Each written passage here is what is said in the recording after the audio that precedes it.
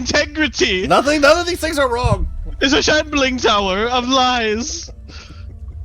About halfway through my notebook. Nice. Oof. That means we're about halfway through the campaign, right? I don't think that's true. Sure. Makes sense. Ish. Makes sense to me. Alright, let's do that, and then that, and then that. One or two alive. I think I Got a did lot it. to do there. I don't know. We I just never think did. that's What are you saying? It's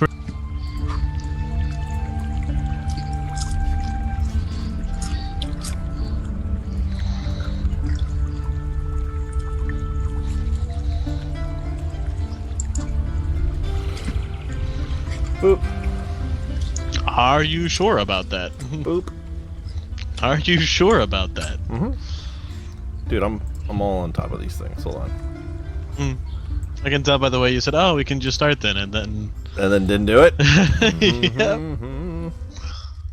Or for the course. Uh-huh. Mm-hmm.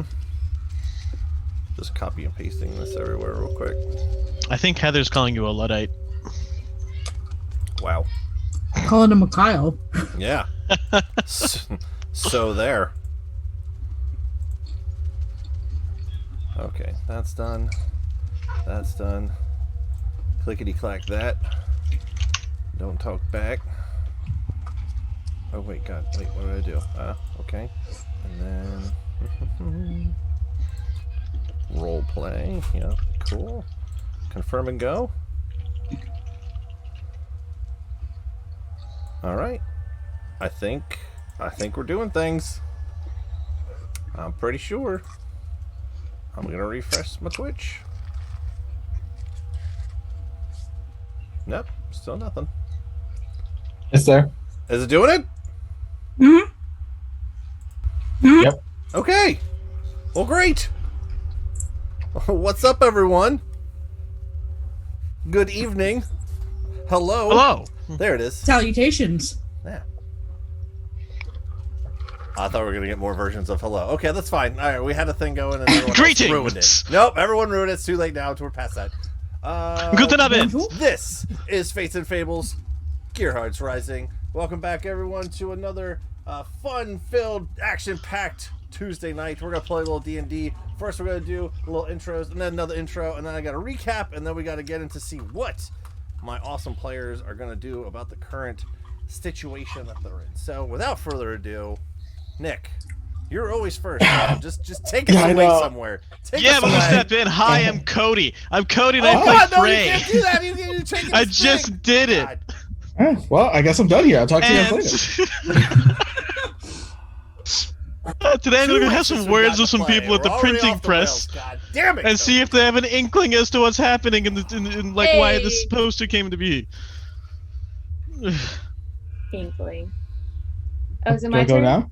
Yeah, I don't know. What's I don't happening? know. I'm lost. I'm Go, all Nick. lost now. One thing Okay. off, Nick. I am in and the age whole of thing goes to chaos. shambles, so. Hi, I play Volt. I'm a pizza eater. I'm in need of some degreaser, and I'm a 15-year-old drug dealer. Oh, good God.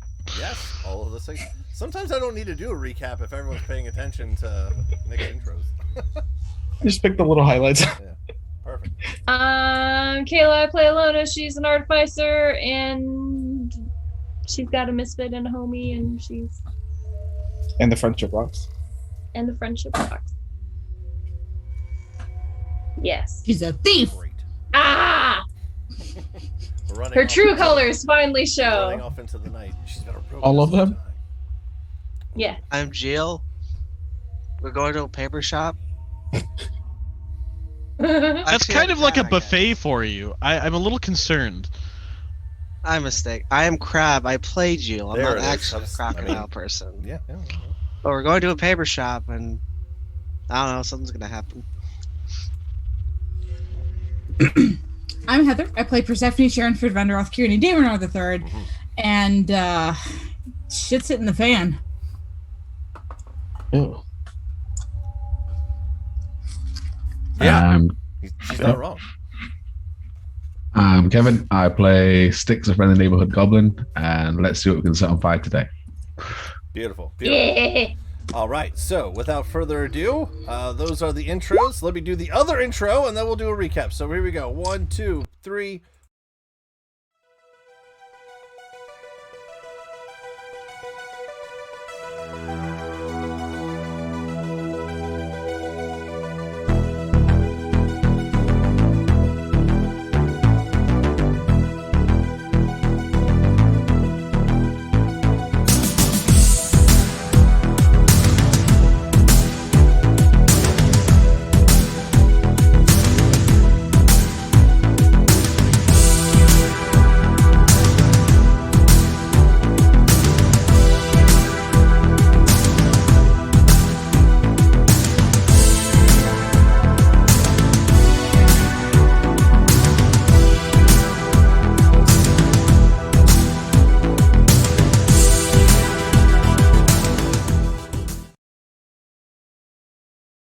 People who like cats also like dogs. It's only people who like dogs that are complete assholes to cats. That's all I'm Right. saying. That's not true. It's true. No, I it's like not. cats and dogs. Not 100% of dog people, but the people who hate on cats are the people who like dogs. Oh, that's all I'm saying. Cat people also like dogs. Oh, no, Mhm. there's There some is a cat people small who hate portion. dogs. There is a small portion. None of those things made sense, what you just said. No one But they agrees all with made you. sense. You just No, that's you're true. living in denial, Kyle. Kyle's just being a bitch. Cats are just the worst. Oof. Cats are just the worst. You're the No. worst, man. Whoa, whoa! You know how like in grade school, Disadvantage rest of the Or- game. I said it, I'm sticking to it. I don't care. like in grade Change your school when you tone, had to young lady. give a fake name as an icebreaker, something that rhymes. You were Denial Kyle. Nope. You were. Yeah. Yeah. I'll think of something clever later. But right now I gotta do a recap. So, not last week, but last episode on Fates and Fables, Gearhearts Rising. The gang is back in Imbric. After interesting 2-week travel time from the Grim Mountains, you all traveled first to the academy to meet back up with the professor and touch base with him about some interesting ongoings you had found out about one of the 4 houses on Imbric Island. The House of Rhodes, ruled by the Dwarven family.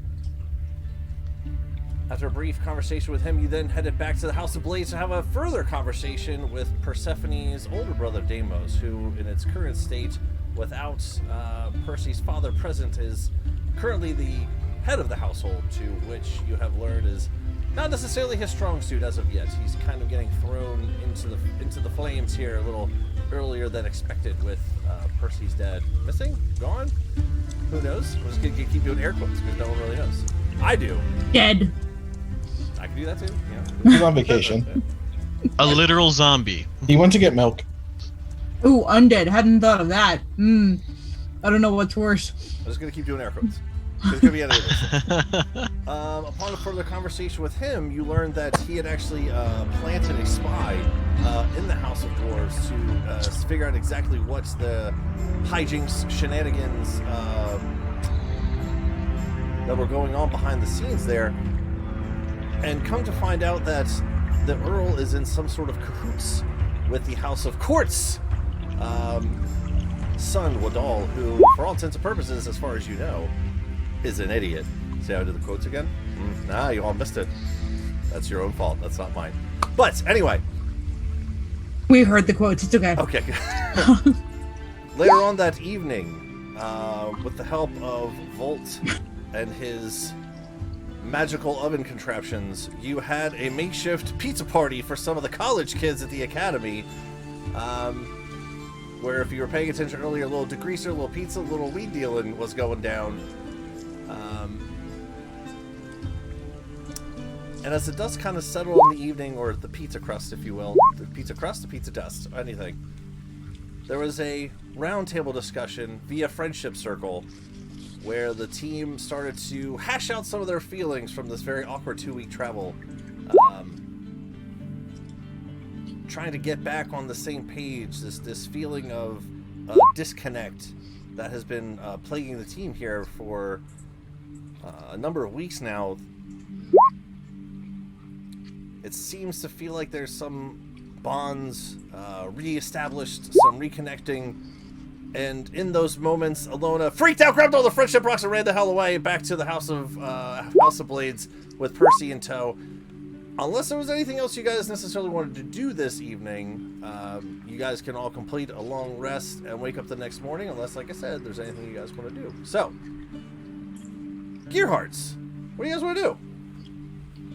In aftermath of Percy just kind of, sorry, not Percy. In aftermath of Alona just running off, Ray's gonna look around the table, just look away, like, well, she ran away. That's great. That's great. Oh no! Did I'm you going want to to bed. Oh no! Are you gonna go chase her? Nope. You can catch up to her. I probably could pretty easily, but I feel like it's not a good sign. If that's ever the chance to chase somebody, I think that was it right there. Some girls like it when you chase them. Yeah. At least that's what sounds- this book says. What girls like. And there's one page. I don't know. It's just blank. It's just Yeah. blank. Question mark? You wrote in, I don't know. It was originally Yeah. blank. It's just a big question mark. I don't know. I'm lost. I'm confused. Goodbye. And he gets up and leaves. Okay, I'm gonna crash here so I can work on the suit early in the morning. I'd probably I'll go stay, where Frey's going to bed since we're partners. Okay, I mean, you guys do have a Crime. couple options. You could stay here. There's the House of Blades. You also have the Glory House. You could stay there. From what you remember, it was on fire last time. However, it's been a month now, so there could be some sort of reparations and construction going on, remodeling, if you will. But I kind of sort of need to know where everyone is. Academy. I chased Alona. Okay. I want my rock back. Okay. And Lona, where are you Go going? with I would probably head towards Percy's house and then remember that her brother is staying in the room that I used to stay in, and then go to the Glory House. Okay. Oh, I would run right into you because I was right behind you. You guys run past Yeah. each other. No, I need my rock back. No, it's just I thought maybe if I could look at all of them together, then I could maybe figure out what it is that they do, if they do anything, and maybe fix it and make it actually sort of a thing. I just need it for 10 minutes, maybe longer. Can you do it back at the house then? It's just Deimos is in his room, but it was my room, and So- I don't want to see Deimos, so I'm just going to go to the Glory Hounds. Share my room. Come along. Oh, and that I works. just take her arm and start leading her back. If you don't resist. That works. Yeah. Yeah, Onward no, back that, to the house that you go. works. Okay. I will go to Percy's house. And what would you like to do when you get there, Miss Ilona? I would like to cast Identify on the rocks. Okay. And learn everything I can about them. So as you sit there, you put all the rocks kind of in a circle, and Misfit plops out his one. Has a little bit of like oil on it. His version of slobber just flops down into the circle. Sit crisscross applesauce in front and start to cast. It's interesting, you cast a spell before where not only do you learn, any sort of magical properties that something has, school of magic and such.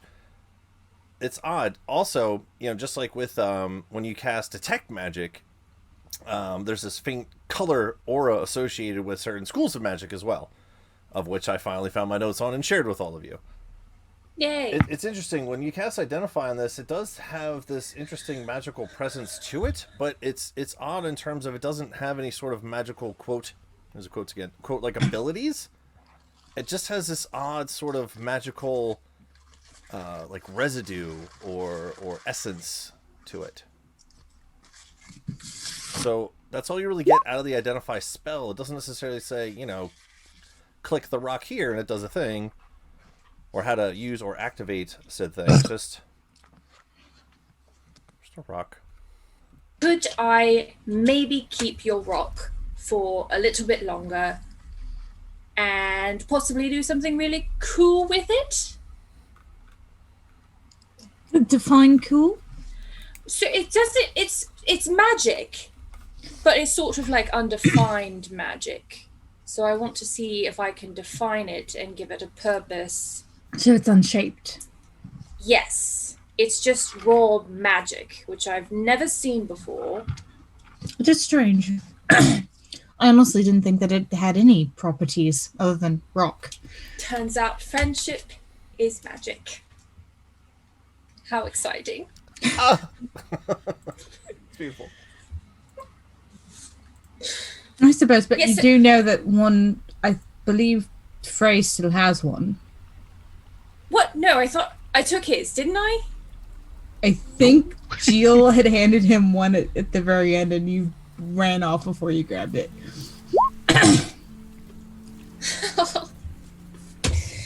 Okay, I guess I should get that then. So it can wait till morning, I suppose. Yes, it can wait till morning. How many rocks are there? It's just, what if I can't identify it because I don't have all the pieces? Well, then you won't be able to because one of our members before had one and he vanished.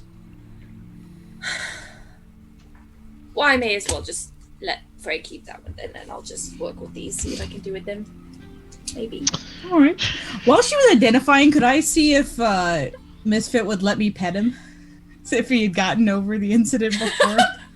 The incident. I hope you got over me literally shooting you. That was an old misfit body. I did make it up to him with shiny claws. You did. That's true. That's true. It's been a while. I want to see if he's Oh, wow. okay. Go ahead. And this is going to sound so funny. But instead of an animal handling check, go ahead and roll a Tinker's check. Okay. The Artificer / Tinker version of an animal handling check when it's nothing. Tinker is okay. Oh, I didn't test my dice tonight. Bow, bow. I'll trust you. Don't fuck me up. Oh, it wasn't bad. 19. There's a little wince as you first go down. But then he... Okay, so let's just scratch him. Yeah, you see his little misfitty eyes kind of close and squint.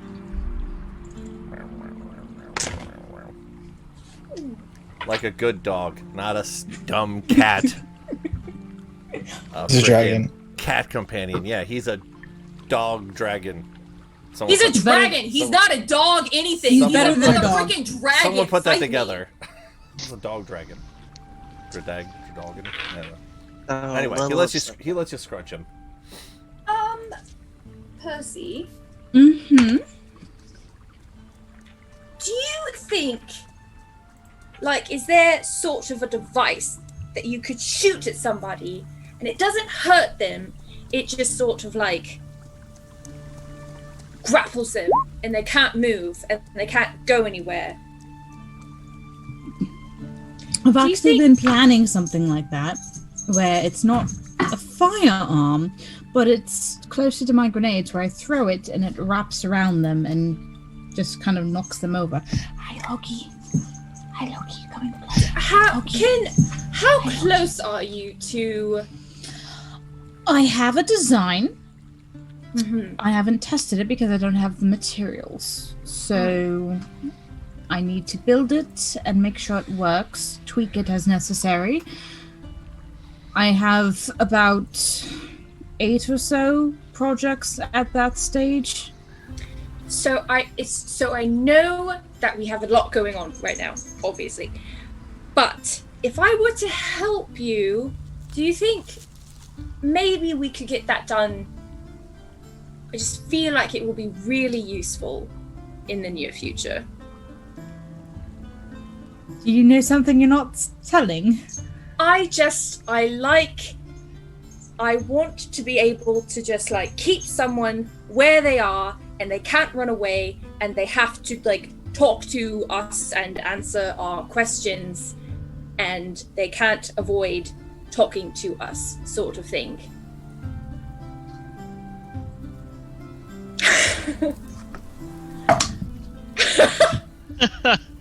Sort of like you avoiding talking to Frey and him avoiding talking to you. No, not like that. No, not like that. Exactly. No. Actually, nothing like you that. Avoiding Deimos.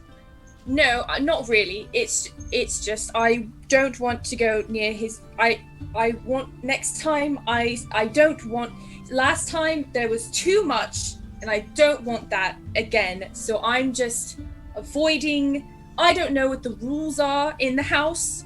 Like, is the hallway where the bedrooms are territory for like no shirts but pants? I don't know. I just want.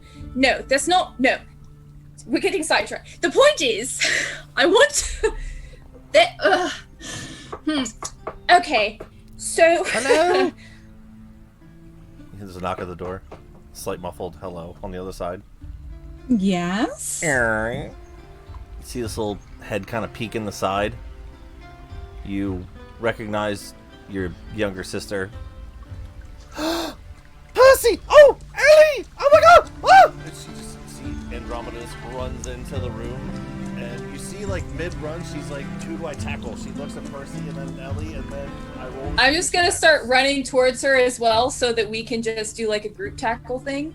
Okay, roll. Because I'm not moving, Just so roll you'd a have to straight both tackle D20, me. Loda. Just a straight D20. Oh God! Not on the floor. It ran away. You didn't specify. Fair point. 6. 6. Kind of like Lona did. As you get up actually. to try to run, she's like unnaturally fast. And as you try to try to get up to run, and she just runs and just straight tackles into Alona. Ellie, it's been so long. Oh, I missed you. Oh, Percy, I missed you too. She like gets up, like tries to like roll into. Yeah, the I'm just other gonna way grab into Percy and like. Oh my. Athletics check. We were actually planning on visiting you tomorrow. She's all giggling on the floor between the two of you. Well, I'm here now, so is this? Wait. She looks at the two of you. She kind of like looks outside. It's all dark outside. Percy, are you having a slumber party? You never have done this before. Oh, I'm so excited, Gerald! She just yells for Gerald. What? There weren't any rooms really. You've and never had a slumber party before. This is exciting. Gerald, where are you? She just keeps I've yelling. also never really had friends to invite too. That's true too. That's just why this is so exciting. Gerald! She yells one more time. Gerald just comes in like, yes, Lady Andromeda, how can I? We need snacks. We need drinks and snacks and what dear else? Lord. Do we need? What else? Actually, Andy, I love seeing you. You know I love seeing you, and I love snacks, and Yes, I love Andy. slumber parties. It's just we sort of have some stuff that we need to work on. Yes, like tonight. braiding each other's hair and telling stories No, about boys. like building Duh! bombs. Have you Like never had building bombs, Andy. what? I'm gonna wave my my notebook with all my designs. We were going to tinker. And that's the sort of slumber Boring! party we Gerald, snacks, drinks, and braids. All those things. And I'll think of some other things. Yeah, all right, well, kind of looks around the room very nervously at all three of you, and then back to Percy, and then back. He's very confused at which one to obey right now. Tell you what, Andromeda, if you are so insistent on braiding hair, you can braid ours while we tinker. Just be gentle. You don't pull her head back. I'll be right back. She just gets back up and she'll run out. Almost knocks Gerald over. Oh, goodness. I'm gonna lean over to Alona. I've never seen her so excited, honestly. Is that what it's like to have a sister all the time? No, not all the time. At least not her all the time. Like I said, I've never seen her this excited. Hello? Excuse me, pardon me. What's all the screaming about? You see, Deimos kind of leans his head in a little bit. I'll look up at the ceiling.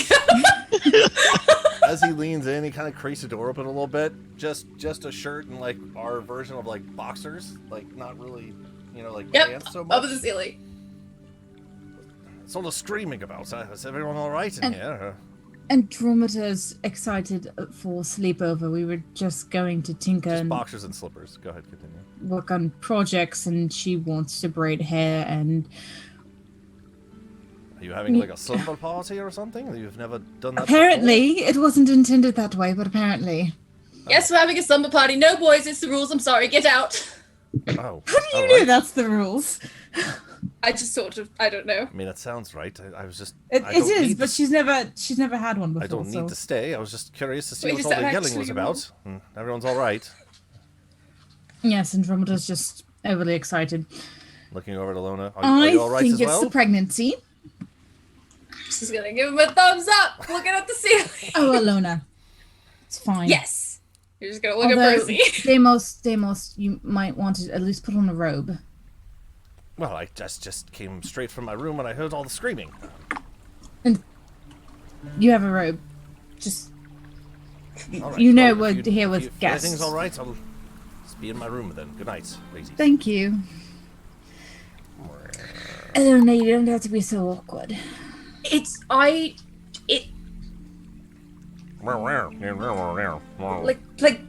Like bodies, you know? Percy, They're just Percy and Misfit are both looking at you like almost in the same situation and pose. I think that I've never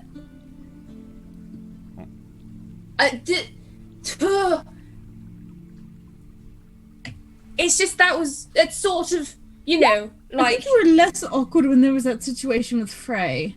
there's a situation with Frey. Remember when he was knocked unconscious and Sasori had to wake him up and cocooned him or something? Yes, that was really weird. I'm still not entirely sure Yeah, never why mind. that happened. The point is, you don't have to be quite so awkward. It's just it's like when other people don't have clothes on, I don't know where to look, you know? You are allowed to ask them to put something on.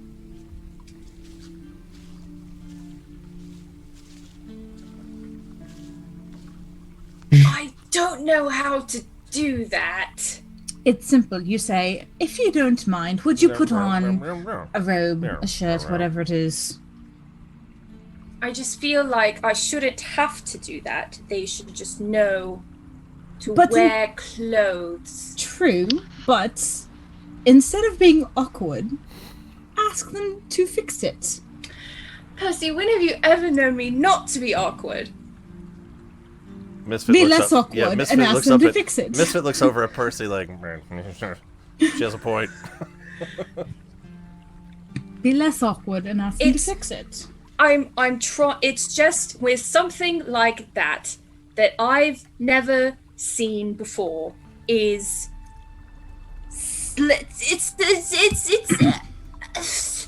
you know. I understand, but if someone's making you uncomfortable, call them out on it. Ask them to fix it.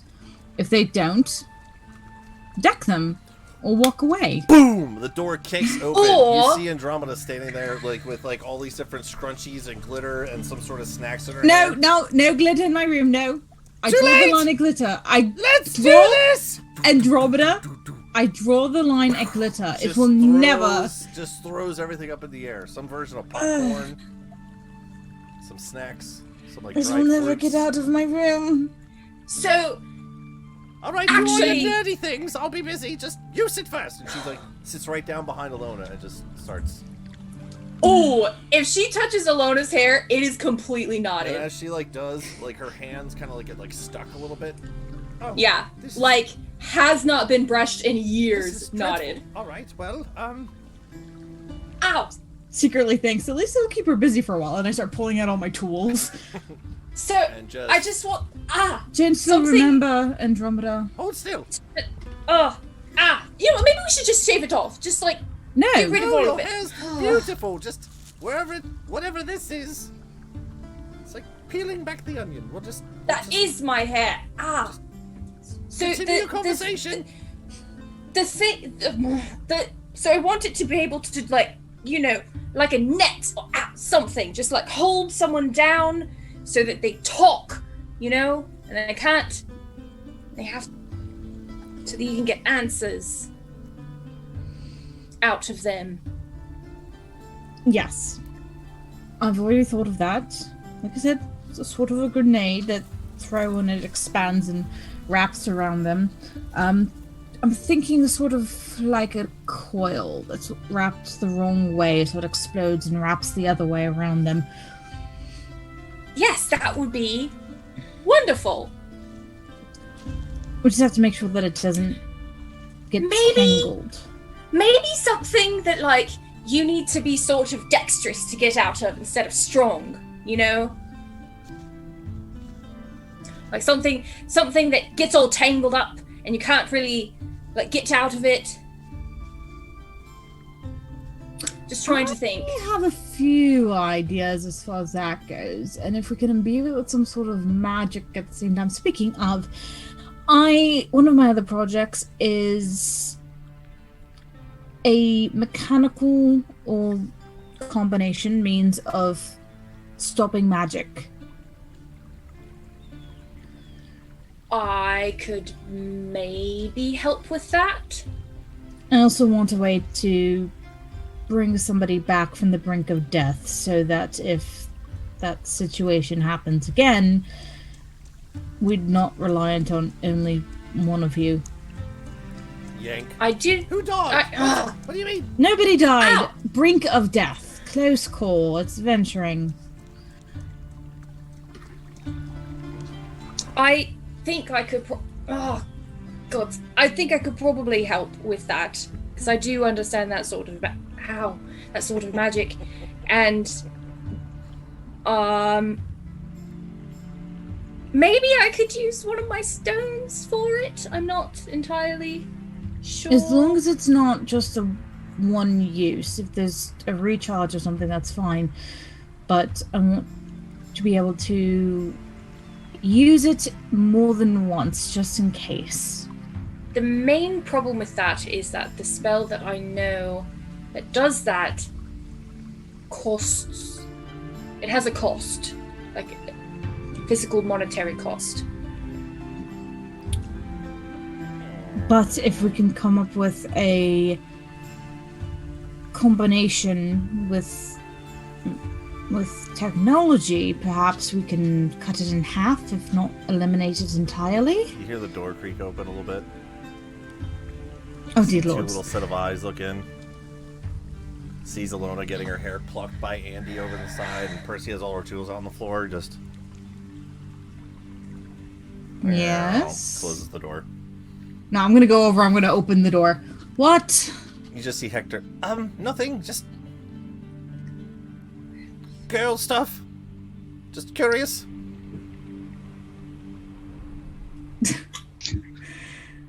Not interested. And starts to walk Of away. course not. Good night, Hector. Good night. I'm gonna shut the door. Andy, could you go get juice from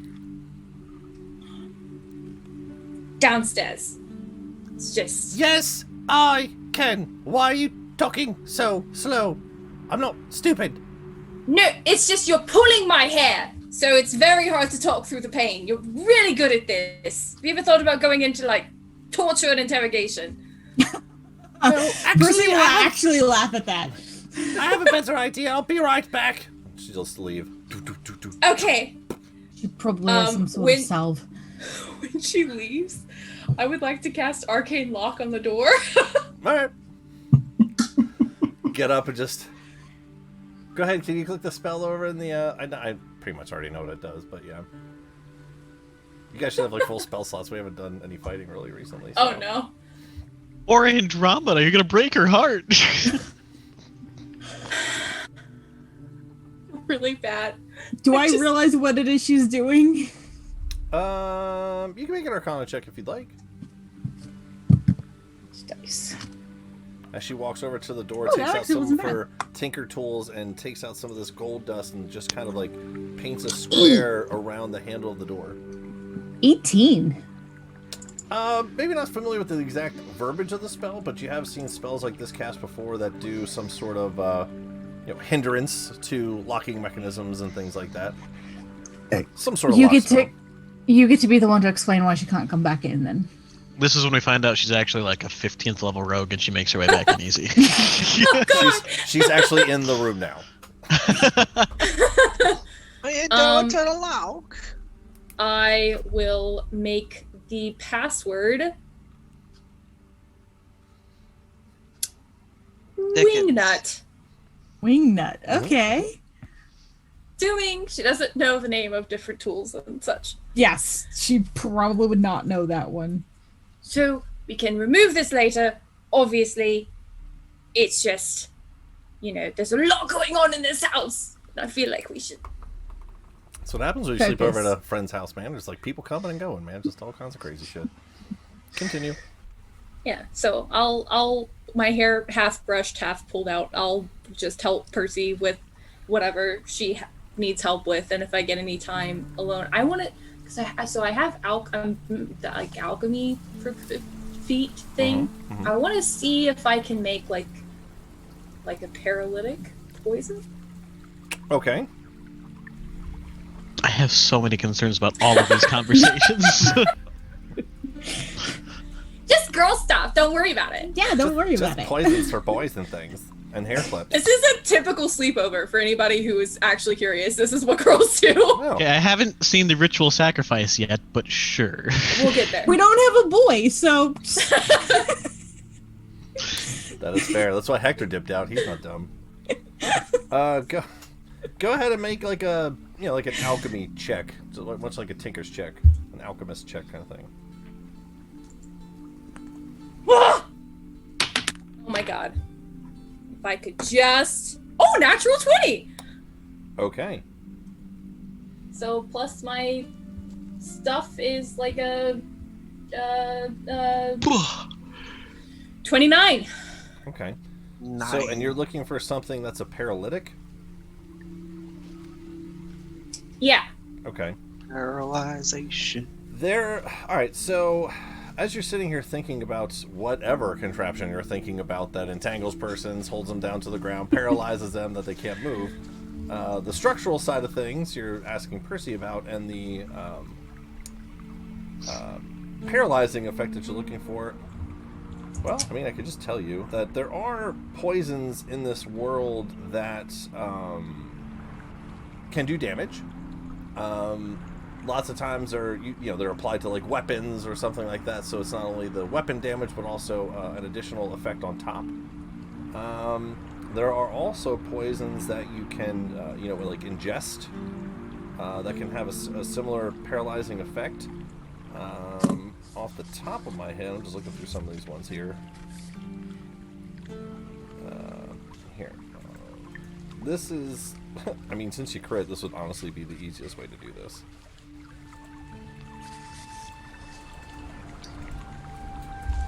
There, that's what I use. Okay. Yeah, I just want like basically if I were to like inject someone with something. Mm-hmm.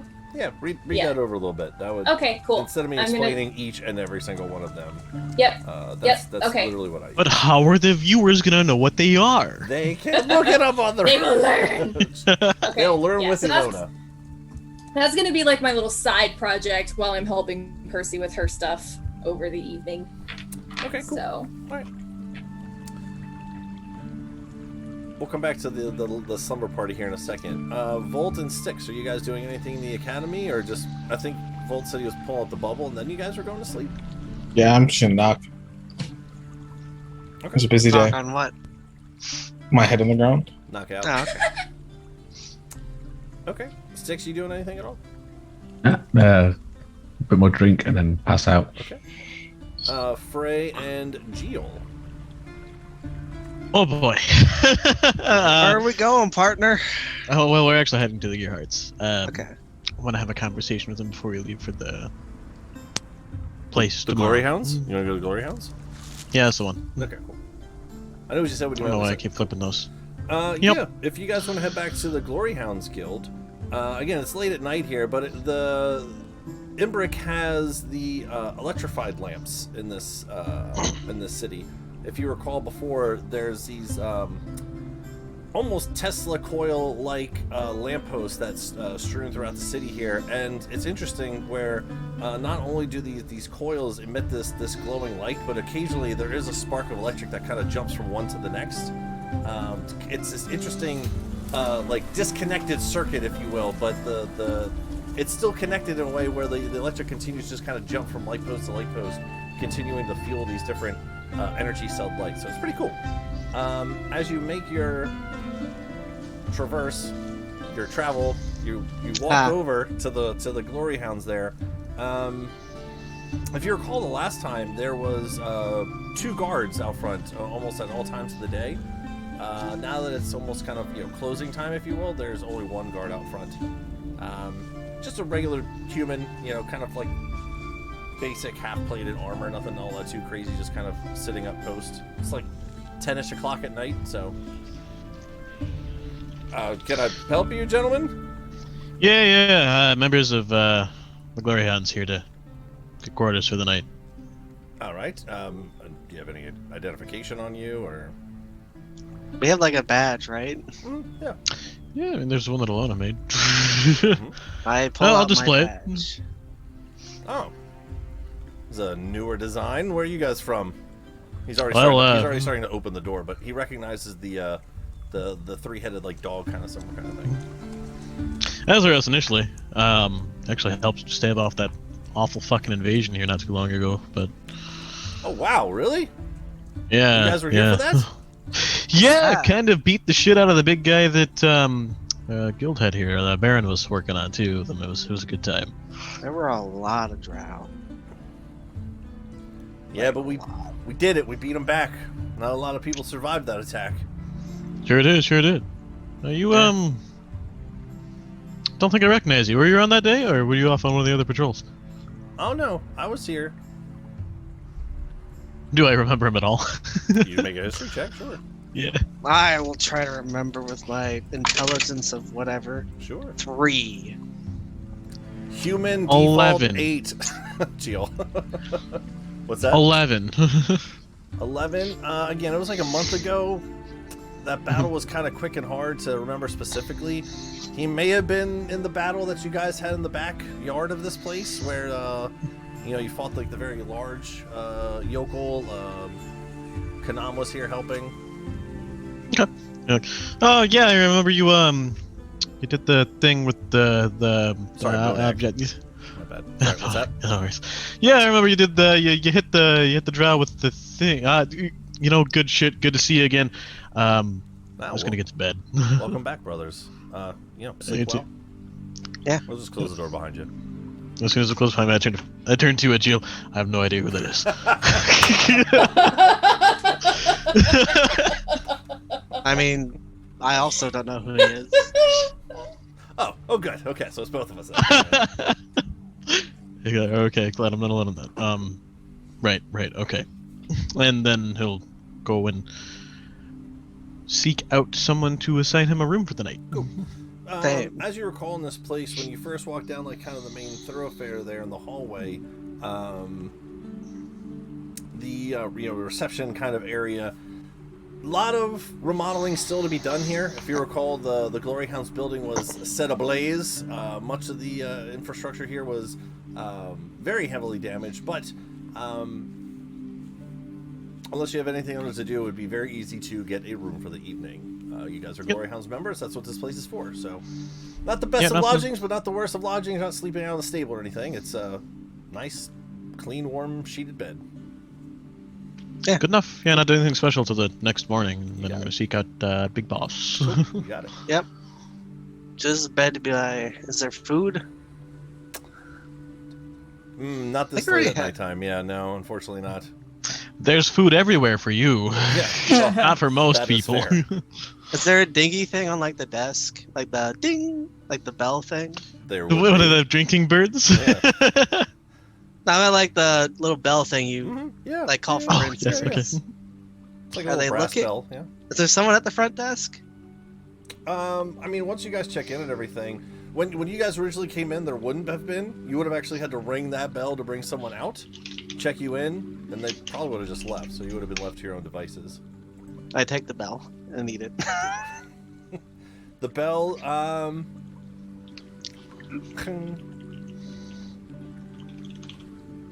what is it? Brass? It's a brass bell. As you like kind of crunch into it, it's kind of like an odd kind of rock candy kind of taste to it. As you're kind of crunching into it. I'll just keep chewing on that until I cling cling. As he's just like continues to chomp until the cling goes away, Frey.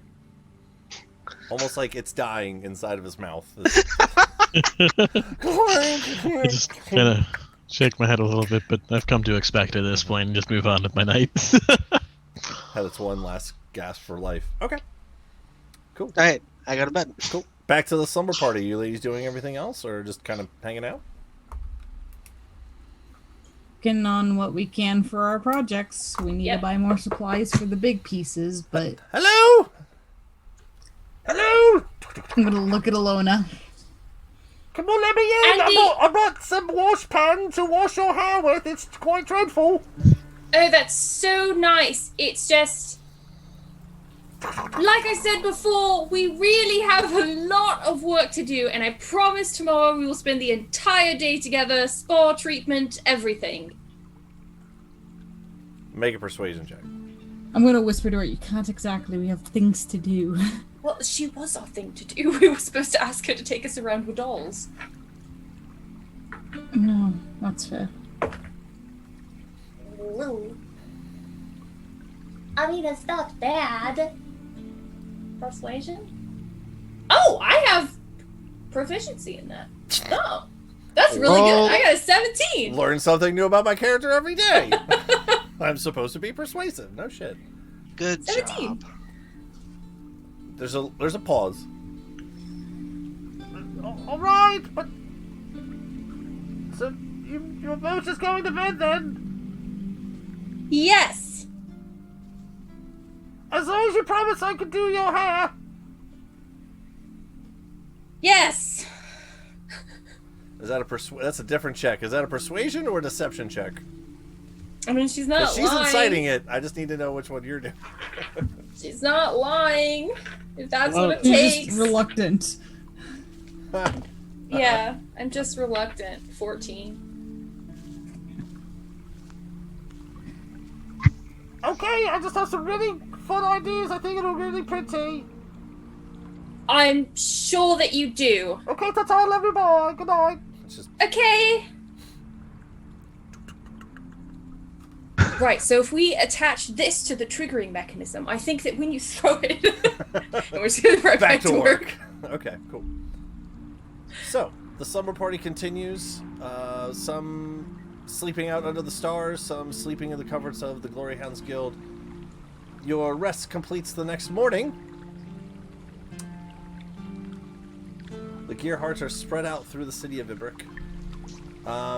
You guys out in the academy lawn there might even wake up first, just with the kind of the morning sun and a little morning chill explosions of the academy coming to full life.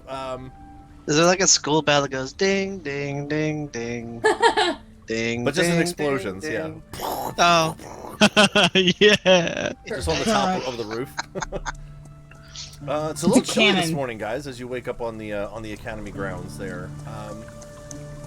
Again, there's a lot. It's mostly a dirt floor here in the training grounds, but when you wake up, it's a little chill. It's a little bit of the morning, kind of brisk wind coming off the lake here. Unless anything in particular wants to wake up you guys in the guild. You guys have been on the road for 2 weeks, so to sleep on a bed is just fantastic. You kind of sleep until you feel like waking up.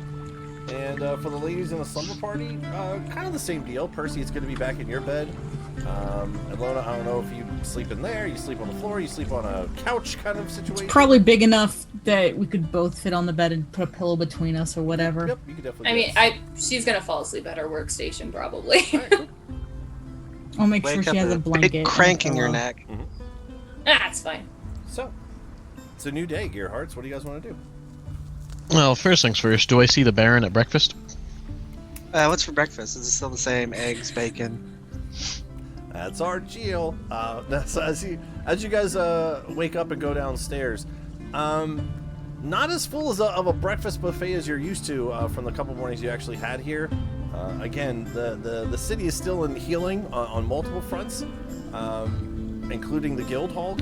There is still food, and what there is, they do try to make a lot of. So I mean, eggs are decently enough readily available, but none of the some of the finer things. Like unfortunately, unless you want to make them yourself, there are no like waffles or pancakes or syrups or anything like that. It's a very straight fast breakfast of eggs and maybe some fruits and things that are just kind of scrounged around from the marketplace. I think we've learned from the last atrocity that Frey is not a man you want in the kitchen, so pass on that. Certainly always try, but I mean it's hearty enough of a breakfast. There's not a lot of variety, but there is plenty of what they do have, if that makes sense. Yeah, that's fine. I'll have breakfast and sit down with Frey and I'll see what he does. Cool. Does the Baron know? I'm gonna come back to you guys in a second. Academy guys, are you guys doing anything as you wake up? I'm going right back to work. I have to finish this soup before our mission. Okay. I'm going to see if there's any leftover pizza and heat it up. To have breakfast. There's 5 slices left. Yeah. I'm going to heat them up and have reheated pizza and alcohol for breakfast. Breakfast of champions, Sticks. All right. Yep. Girls in the House of Blades.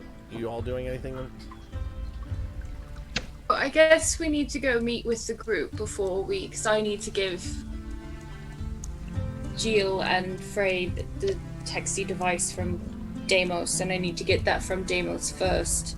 And I also need to give them my shopping list because there were a couple of things that I wanted them to get. Quick question. Were we told we were meeting back up before we went on our mission? What's that? Don't believe so. I don't think so. What's that? So we're doing our mission without it. Okay.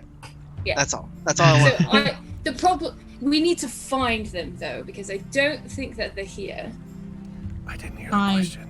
Doubt it. I mean, they did say that they were going to talk to the Glory Hounds. What was the question? I didn't hear the question. God damn it. What was the question? If we had decided officially to meet back up, and then we all knew it or not. Yeah. We didn't. Your guys' plans? No, that would have been what each other's doing. Yeah, that was great. Okay. Yeah. I thought I mean, that we would have know happened. what we're No, you're doing great. for the day, Yeah, but we know where what we we're are doing. currently. Yep. Continue. No, I'm sorry. I didn't hear that. people ran away. I know that they said that they also wanted to talk to the Glory Hounds, so we could try to talk to them there. I think we did, though. You did. Yeah, I do wrote we? it down. I Okay. wrote If you it wrote down. it, if you wrote Frey it down, was- probably right. Frey, that was the 2 things you guys were gonna go talk to the Glory Hounds and go to the print shop. All right. True. So we can start there. How are you going to explain to Andromeda that we have a errand to run before spending all day with her? Today's the day. Let's go, ladies. As you mentioned that. I'm going. Oh, come on. There's- She's just I jiggling swear the it's a handle more. pregnancy. There's a window in your room, right? Are you There two would awake be. yet?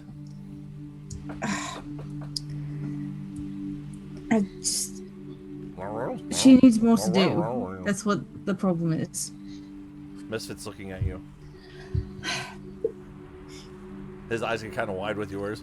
If we sneak out now, how are we going to explain it later? And When we sneak out, I can stop by shop and buy her flowers or something, or perfume, and then be like, "Surprise! We wanted to apologize." perfume's a better idea. Let's go. All right, so we're gonna climb out the window. Okay. I'm going to actually. How quiet is my surfboard? Ooh. It's pretty loud. Okay, then we won't use that. We'll just climb. Yeah. That's pretty. It's pretty loud. Yeah, sure. You guys are on the second floor. How would you like to escape the window? How do you I mean, wanna I do it? have rope. Okay. Yeah, if that's what you want, that's fine. I'm just asking how you're doing it. That's all I'm asking. Yeah, I have rope. You have anything on your robe at all? Shut me down. For I this? feel like there's a ladder. Is there a ladder? There is a ladder, but I'm not going to use it now. Oh, fair enough. Cool. Yeah. Go ahead. Then I'd and have to roll- like deconstruct it and put it back in the pack. Just and roll an it'd be a whole athletics thing. check, just to see how well you climb down a rope, because you are, Okadoku. both of you athletics checks, please. Oh, that's right. I'm strong now. Yeah, you've been working out, lady. That's a 15. Okay. Damn it, Percy! Okay. So, Ilona, you start first. You actually start to kind of like almost like belay yourself down the side of the wall. About halfway down, Percy. Ilona's doing it. I can do it. It's easy enough. Maybe you should have been working out with Ilona and Gio. I don't know. But as you kind of like grab on and start to just that first belay, you actually like, you're still holding on, but your feet kind of slip out from under you. And you start to slide down. You run into Ilona on the rope, get some wicked rope burn on your hands. Ilona, go ahead and make another, just make a strength saving throw for me. Okay. 14?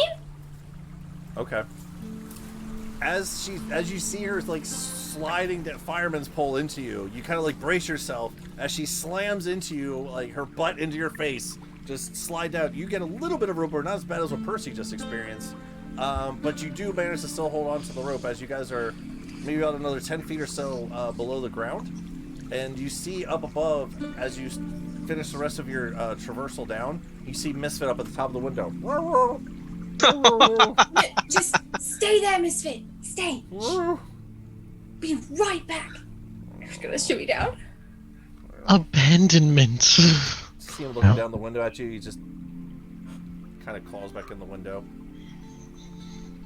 I'll send Homie He up calls back there. out again. Homie's gonna go up there to keep him company. We'll bring you back a treat. A nice new wrench. Homie goes up there. All right, let's go. Okay. As you walk away, he's just little metal paws on the edge of the windowsill, just watching you go. I feel so bad. Monster. I am the true BBEG. I am the worst. Or you I just make a made Misfit mental one. note. I make a mental note to buy and or make a rope ladder for quick escapes. And wondering why I never did it all the other times that I'm sure in my childhood I snuck out of my room. Fair enough. Just watch it as you guys slowly, sneakily walk off. Just never leaves the windowsill. Just slowly, just gets smaller and smaller as you guys walk away. What sort of wrench would he like? Iron? Bronze? Misfit Does it will matter? remember this. Honestly, as long as it's shiny and he can get it nice and scratched up with his teeth. So something harder better than softer. Something a little bit soft. I don't want to break his teeth. He just likes to think that he's destroying it, that he's hurting the wrench. We'll get him a variety. Yes. It's covered in oil. I put so sad shit! in my notes. So sad. I need to get the device from Javos. Have them come and get it from him later. That's a good idea. Let's do that. All right, let's go. Have the boys fetch their own device. Oh, that's amazing. It's at this point you wonder if it just would have been easier to open the goddamn door and just, proceed along with your day. Alright, well, here we are then. Alright. Okay, so where are you two ladies headed? The Glory Hounds or the Academy? Glory Hounds. Right, Glory the Glory Hounds is closest. They're about equal once you get across the bridge. It's a left or a right. Yeah, So basically. the closest bridge Academy's a little puts us closer to the academy. Yeah. I don't know. Probably check in there first. Okay, cool. Right. Easy enough. As you are escaping, I'll use air quotes again. Escape. With that. Frey and Gio, as you guys sit down to your morning breakfast in the Glory Hounds, you're looking for Monak. the Baron of the Embrick Division. As you sit there eating your breakfast, you know, kind of a couple of the people come in and go. Just kind of waiting around, and eventually, the large hulking figure of the Goliath comes in, gets a plate, you know, very quietly, and sits down at a table, not too close, but not too far away from you. How's he looking? How's he looking after that pep talk we had last time? Make a... let's do an insight check for that. Okay.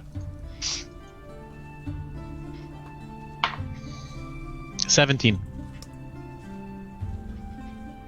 I mean, he sits alone at the table. He doesn't, like, necessarily sit with anyone. Again, it's kind of a thin breakfast herd here, if you will. In the time you guys have been sitting here waiting for him, you've probably seen, like, almost like 2 cycles of, you know, people coming in, eating, leaving, people coming in, leaving, like this third kind of morning cycle by the time he finally comes down. I mean, he's eating by himself. Looks a little somber, if you will, but, you know, like, not like sulking in his eggs or anything. It was just... So progress from last time, we'll call it good. Yeah. Frey is going to pick up his tray, move over, and abruptly sit right across from him. Hey, Modak, morning, man. Yeah, no, I got a face now. It's kind of a surprise. Good morning. May I... You have a face. What does that mean? One of my friends kind of ripped it off. You know, the black mask. It's Frey. Oh. You look completely different. Frey, good to see you again. He kind of stands up and extends his arm to you.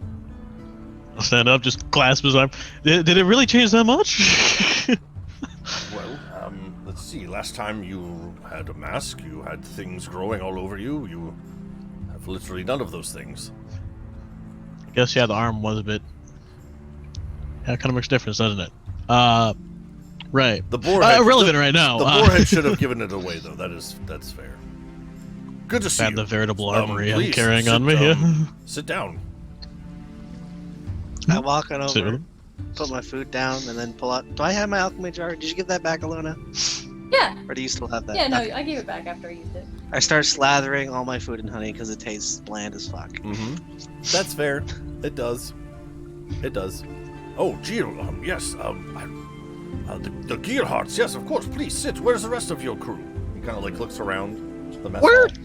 Kind of scattered around the city right now. Also, I don't really know if you're the right person to talk to about this, but Jill kind of ate your front desk bell last night.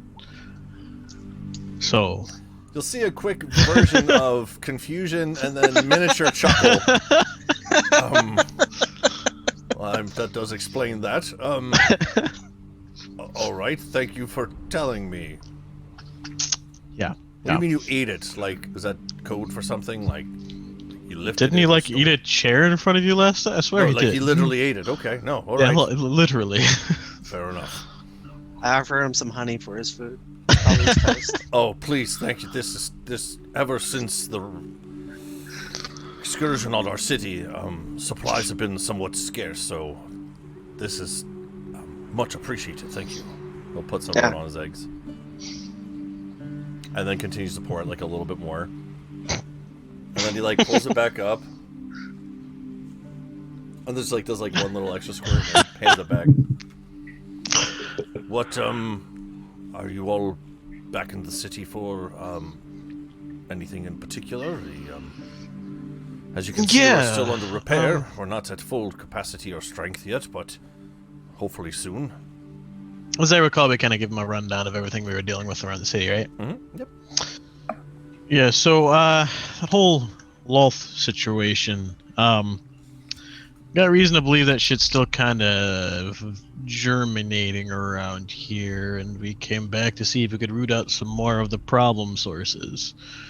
All right. I'm actually chasing down a lead right now, and I could use some assistance if you can offer it. We are all part of the same pack. What do you need? So I pull out the poster Mm-hmm. and show him kind of what's on it. So this was in possession of a different band of the same group that's trying to bring Lolth back. They started disseminating it. Eventually got to hands of a pirate queen, and she refused the jet. It doesn't matter. Separate business altogether. Important thing is, it was printed at a print shop here in town. Flip it over, point to the watermark. I want to see if I can find out who ordered its printing.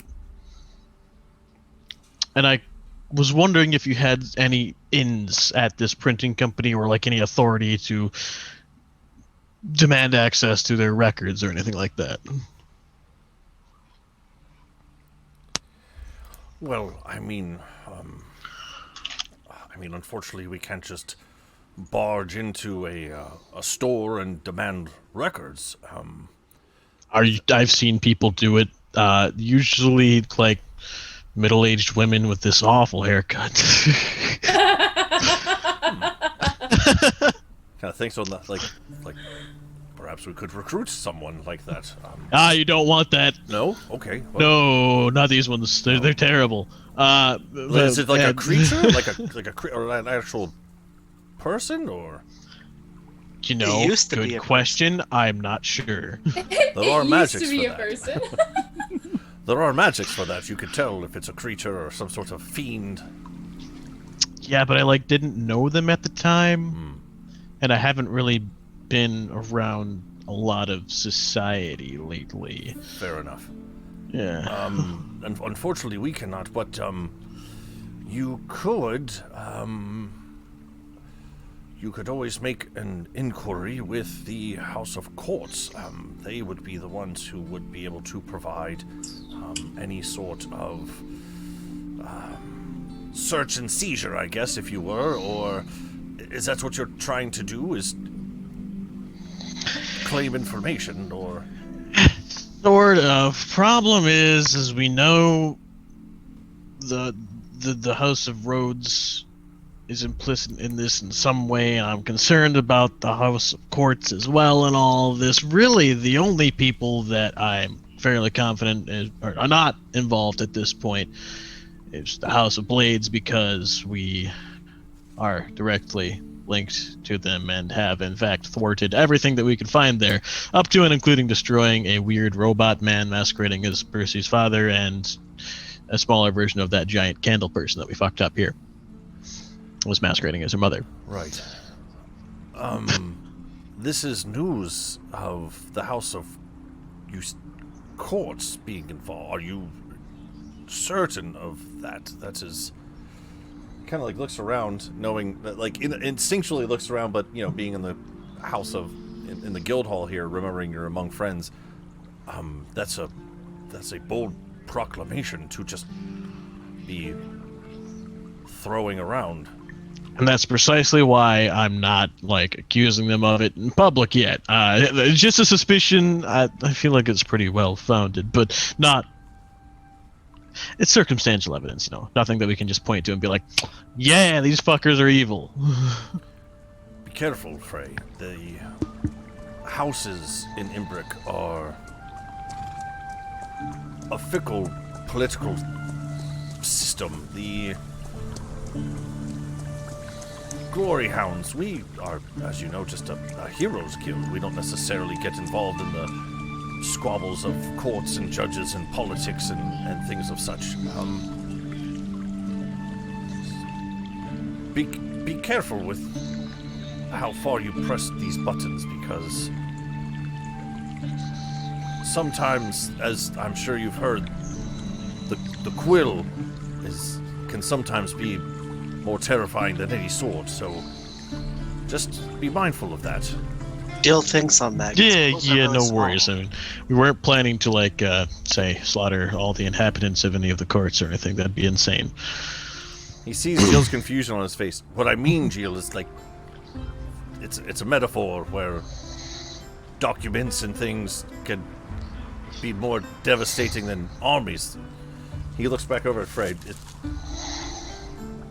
Back No, on no, the I seal. got it. No, okay. I got it. All right. Well, Then he just thinks, can't you just burn the documents to get rid of them? I still feel like they're not as strong as swords still, because you can just chop them up.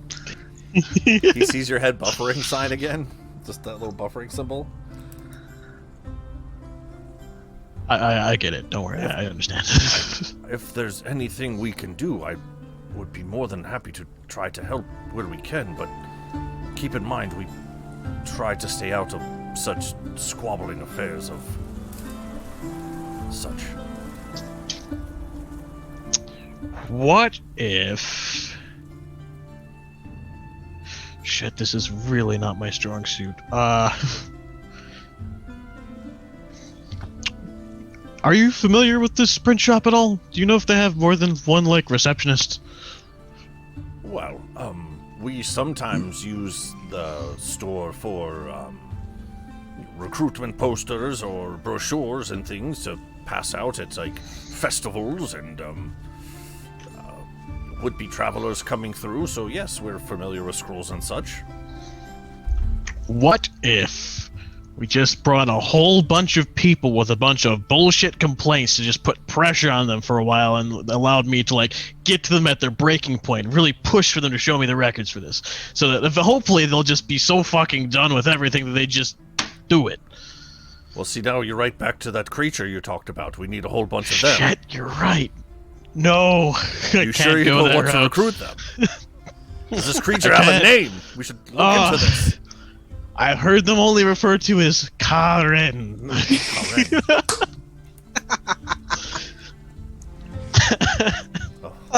Ferocious beast. All right, well. Absolutely terrifying. But, I mean, It sounds like that would be a perfect ploy to your plan, is to employ these Karans. Yeah, that's terrible. Are they wild, anyway? I was moving towards something truly evil. Well, shit, I mean, I guess I got nothing. Should we go? Yeah, I'm gonna go talk to him eventually, I guess. Might as well. Alright. I scoop up the rest of my food into my mouth. And then the plates. I was going to do that, but then And then a couple napkins. I'll just take a bunch of napkins, dab my face, and then eat those, and then we'll get out of here. It was good to see you, boys. Please, if you need anything, don't hesitate to ask. I'm sorry I can't help with this specifically, but Oh, are there any jobs or postings? Of course, there's always bounties to be held. Why? Oh, where's the poor? I mean, the whole lull thing means that we're not really doing a lot in the way of questings that actually pay us money, so it's been a little lean for a bit.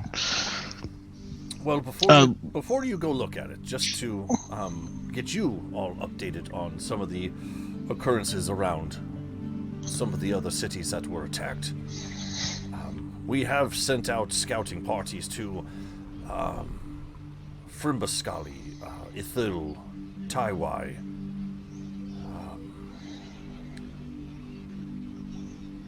The scouting parties never physically made it into any of the city limits. The area around these places have been, from what the reports are called, infected. Oh. Oh shit! That's not good. Sort of dark and sinister plague of sorts. Some sort of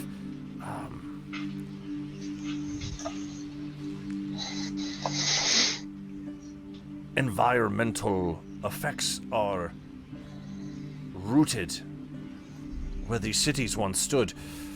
Unfortunately, they were not able to progress any further in to see any sort of population or signs of life.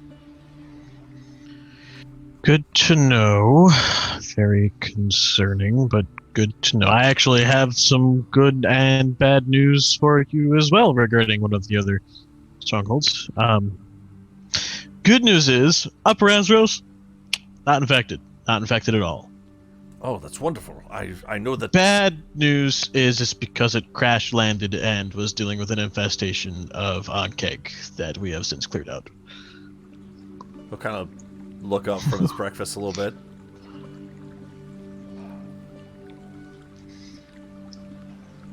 All right. There were survivors, a couple, a bunch like paid to get off in like airships and shit, and those that didn't, that we could find, we helped away. That's good. That's good. That's Well, for I the think we glory of sent the hounds. You've tried to save who you could. You said, how did you know of there were no death or bodies? Interestingly, I didn't come across much in the way of bodies, considering the giant carnivorous bugs that also spat acid. That's not necessarily a fully positive indicator, but we did come across a like a guard of some sort. And look, did you? I don't remember his name, but he was a guard there. He's okay Yeah. now, I think. Yeah, so he managed to, as I recall, round up a couple people, not a ton, but he told us that a bunch of them managed to get off via airship before it crash landed. And good. for those that All right. couldn't, we hooked him up with a couple of mounts and sent him on the way back towards the lower Azeroth, which I really hope is not also infested, because that would be a problem.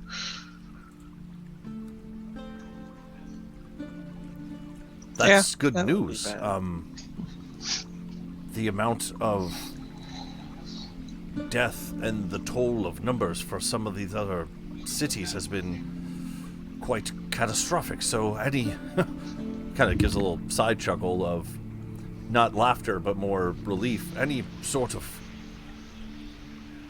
good news is better than the news of recent past weeks. So I will relay this on to the other cities and the other branches. Anything else to report in your time away? Where all did you all go? What was the name of the city? Junk City? Scavenger City? That's That's one. it. Well, we went and absolutely fucking annihilated the Lord of Blades. I got some good hits in there. It was awesome. I'm actually wearing some of his Carapace's armor. Big Warforged death machine type thing. And cleared out most of the remaining fallen. You know, the aggressive ones. So you've met these Warforged then? Yeah, they're not all bad. Not all of them. Not. I just want to be clear about that. Some of them are actually pretty cool. They were kind of press ganged into service. We're finding out this Loth cult has a lot more fingers and a lot more pies than you think. They brought a bunch of different mercenary groups under their thumb, Fallen being one of them via extortion, and I assume some sort of weird mind control with the Lord of Blades. So we eradicated most of them. The ones that weren't assholes, we just sent away. Yeah. And then we kind of made our way over to Scavenger City. That place sucked. As you're explaining this Warforged scenario, you will see a look of confusion on his face.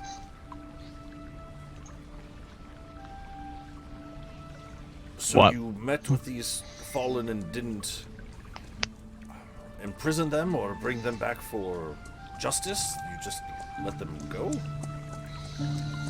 We don't Reiterate, kind of slaughtered.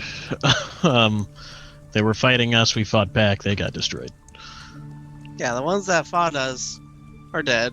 The ones that didn't fight us, we just kind of let go because honestly, we don't have anything like the whole. Also, good reason for that. House of Courts, or not House of Courts, House of Roads, we kind of talked about super evil. Reprogramming all the Warforged. All of them.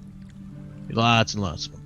So, sending them back to here where they would be tried and sent to these guys to, one, have all semblance of sentience stolen from them, which is a immoral as all hells. And two, probably implanted with listening devices, as we found in a couple of our friends, and or other doomsday devices. As you're sitting there talking to him, his confusion doesn't fade from his face. It's you're trying to process and put together in some sort of semblance the information that he's hearing. Understanding again that here in the city of Imbrick, a lot of the Warforged that are kind of the mainstay here are, for all intents and purposes, worker bees, if you will. They don't talk. They just do their job. So, talking about reprogramming isn't necessarily an odd thing. Hearing of you letting the other Fallen go. The Fallen is a totally different branch of Warforged, right? There's the Warforged that are for lack of a better term, are robotic, right? And then there's Warforged that have the sentience that you meant with out in the desert, right? The ones that escaped the city when the reprogramming was happening, right? As I told you guys before, the WCP, right? Yep. So again, he's not necessarily mad, but he is somewhat concerned, confused that you just let some of them go. I will give you that without even having to roll like an insight check, just to kind of bring it a little full circle for some people watching who might not know everything what's going on right now. So, you seem concerned. What's up? Well, I'm just a little confused at the Fallen, the Warforged that have escaped the city from before. Right, the Fallen that we slaughtered, yes. They're fugitives. There aren't any alive still. That we're aware of. Towards Geo, you just said you let some of them go. Not the Fallen, a different group that got out of the city a long time ago, but didn't get looped into this whole Fallen group. I kind of found them off wandering on their own in this massive moving house. It was kind of neat.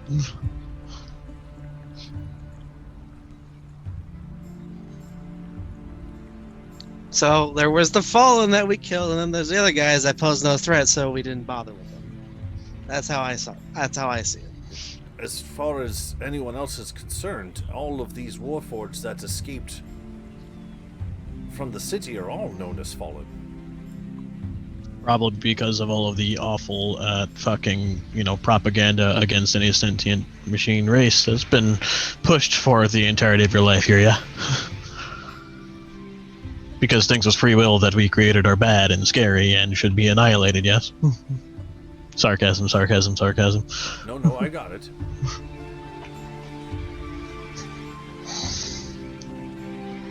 When the original Warforged, known as the Fallen, escaped from the city, there was mass hysteria in the city. There were riots for people who didn't want the Warforged to be, as you keep calling, reprogrammed, and others who knew the bloodthirsty rage that these automatons have. They were built for war. Hence their reprogramming by the House of Rhodes and their mechanics. So the ones that escaped are just fugitives of the law from the city and should be brought to justice and in for reprogramming in any subject. By the same group that's trying to continually oppress, destroy, and build a cult of Lolth to kill everybody. Well, that's, of course, is new information. Yeah, I mean, no offense. I get laws kind of important, but at a certain point, the law becomes so corrupt it can't be relied upon to fairly adjudicate anything. And I feel like it's past that here. Especially in regards to the Warforged. His face of confusion and concern kind of turns into a bit of a grin. One, seeing your face and your lips and moving and talking with your mouth for once. But hearing, this intelligent conversation,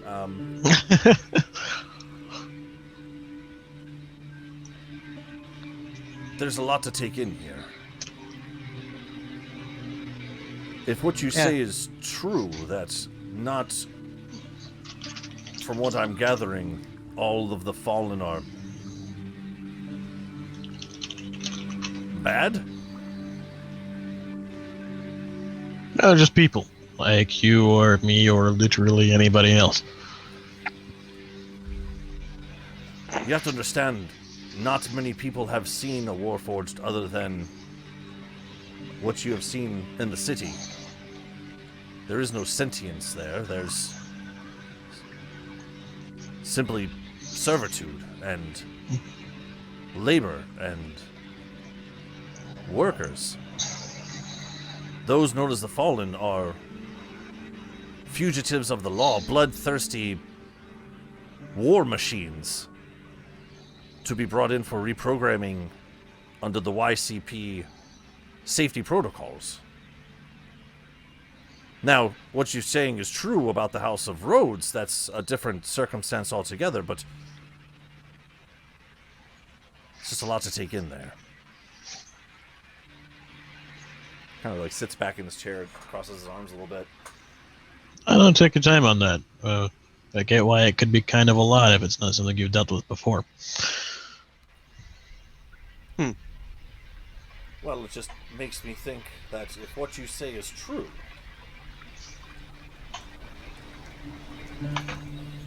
Oh yeah, there's effectively a sword at everybody's throat here, like throughout the city, inside, in the noble houses. Anybody that uses a Warforged is a slave. If they've been in for any sort of work recently, however long it's been since Walt's cults started fucking around up there, we're gonna have a problem. And evidently by the poster, wave, it's been a little bit yet.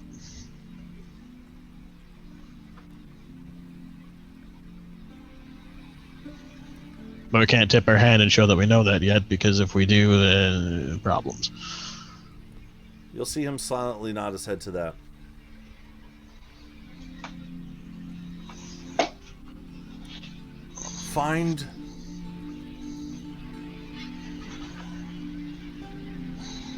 Find your friends.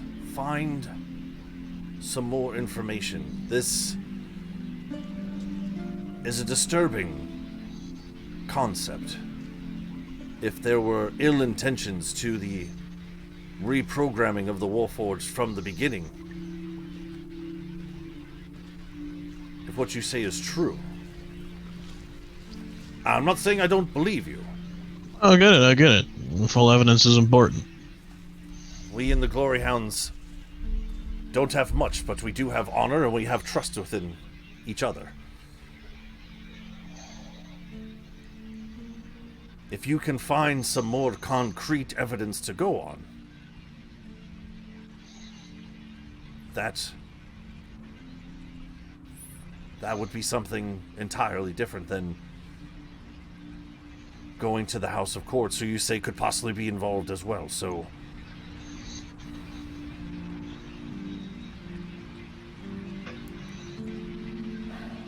Yeah, there's a lot of stuff to do today.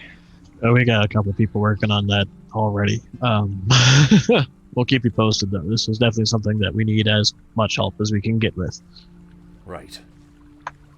I will see what kind of strings I can pull as well. Meet back with your group, and I hope all is well with them. We'll convene at a later time. Sounds good. Oh, and also, if you see anybody that proclaims to be part of the Three-Tailed Rats, fucking kill on sight. He looks kind of a little confused at that, but all right. Big presence in Scavenger City, also cults. You Thumbs all have up. certainly been busy in this past month, all right? Well, My God, you have no idea. I got a face back, lost my arm, kind of. Told God to fuck off. I lost my leg. I didn't want to bring it up. I didn't know if it was a sore subject, but I did happen to notice that your leg is completely different. I mean, it was sore for a bit, but now it's fine. Oh, he has bug jerky in there, actually, I think.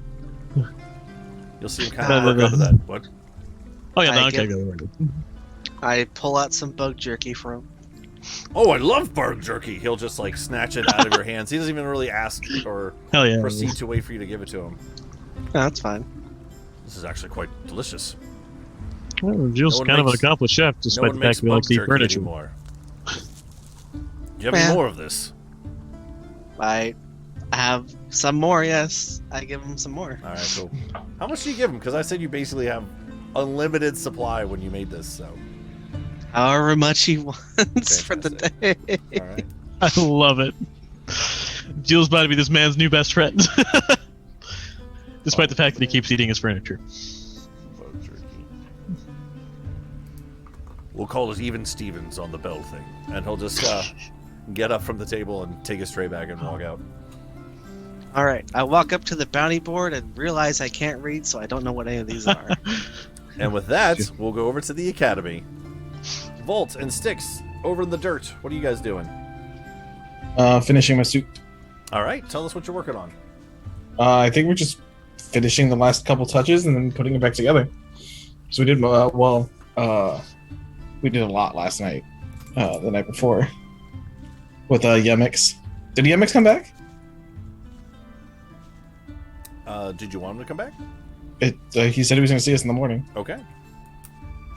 So yeah, when he shows up, him and I were just finishing up the touches. Yemix curious. Do you have any more of the pizzas? I can make more if you want. Yemix like the pizzas, yes. Okay, all right. You want a breakfast one? They make a different pizzas? Yeah, you can put whatever you want on top of it, except for pineapple. That's a sin. You can't do that. I was about to ask Yemix like pineapple, but okay. You can No, have it on the Life, he was side. fucking You can't screaming, have it on throw the top. hands. no pineapple on the pizza. Yemix remembers. Yeah, Okay. yeah. You can go to jail for that. It's bad.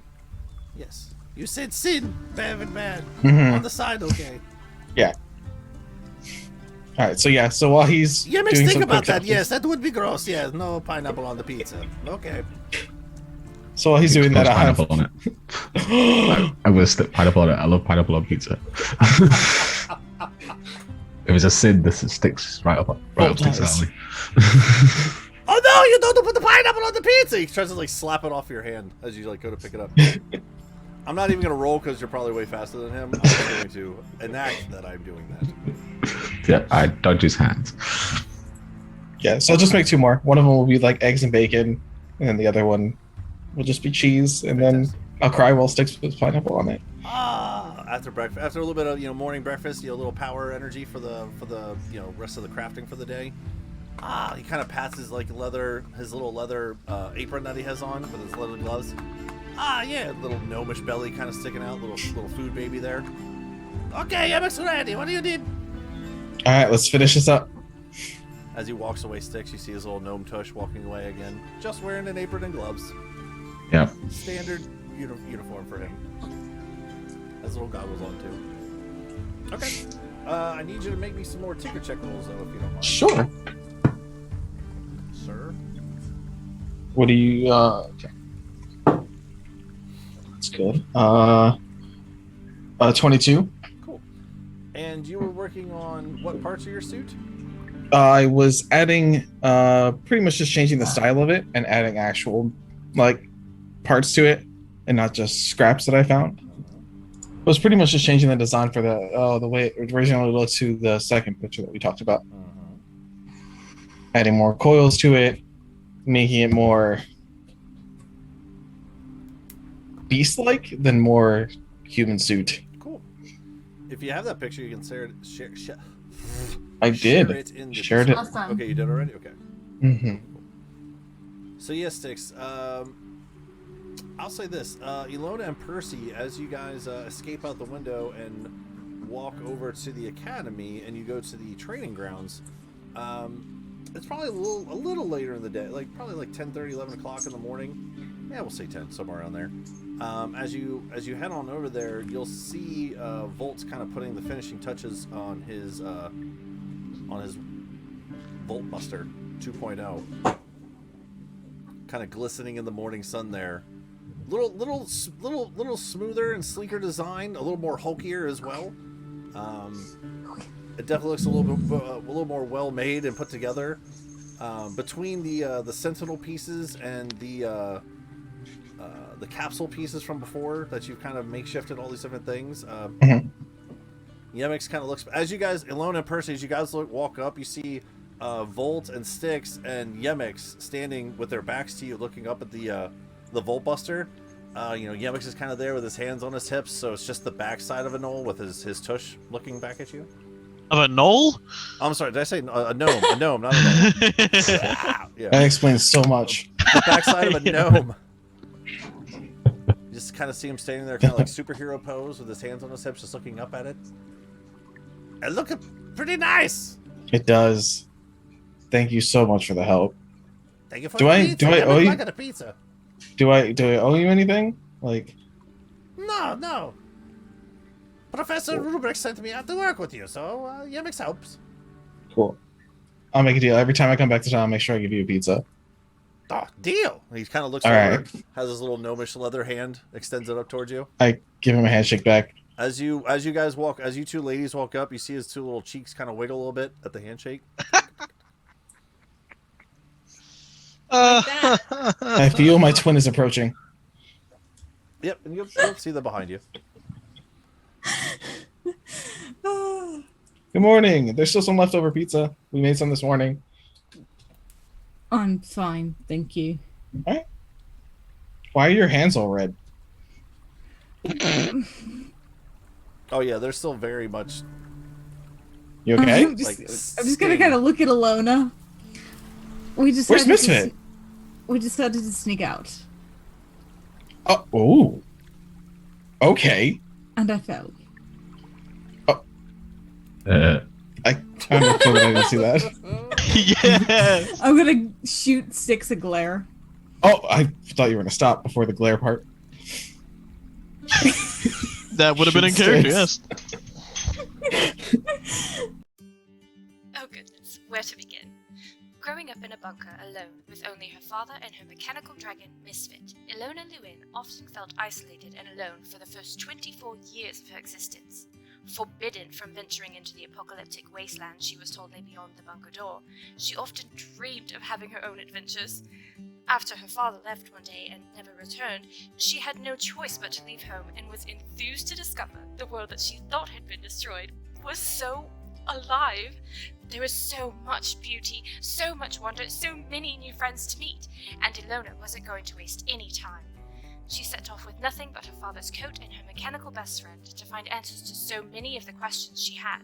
Did bees really have leaves? What did the ocean look like? I wonder if there are actually fish larger than dragons, like I've read about. There were so many adventures to be had.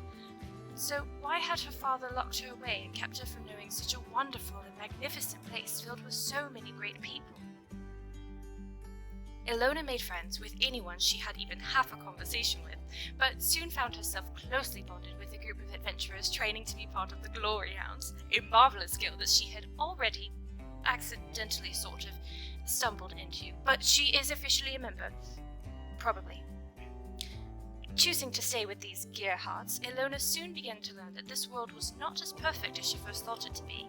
So many friends in this world would lie and hurt people. There was a darkness to the world that even she couldn't avoid seeing. But never fear, this girl was raised on fairy tales, stories where monsters were always slain, good always triumphs over evil, and the heroes always stand victorious.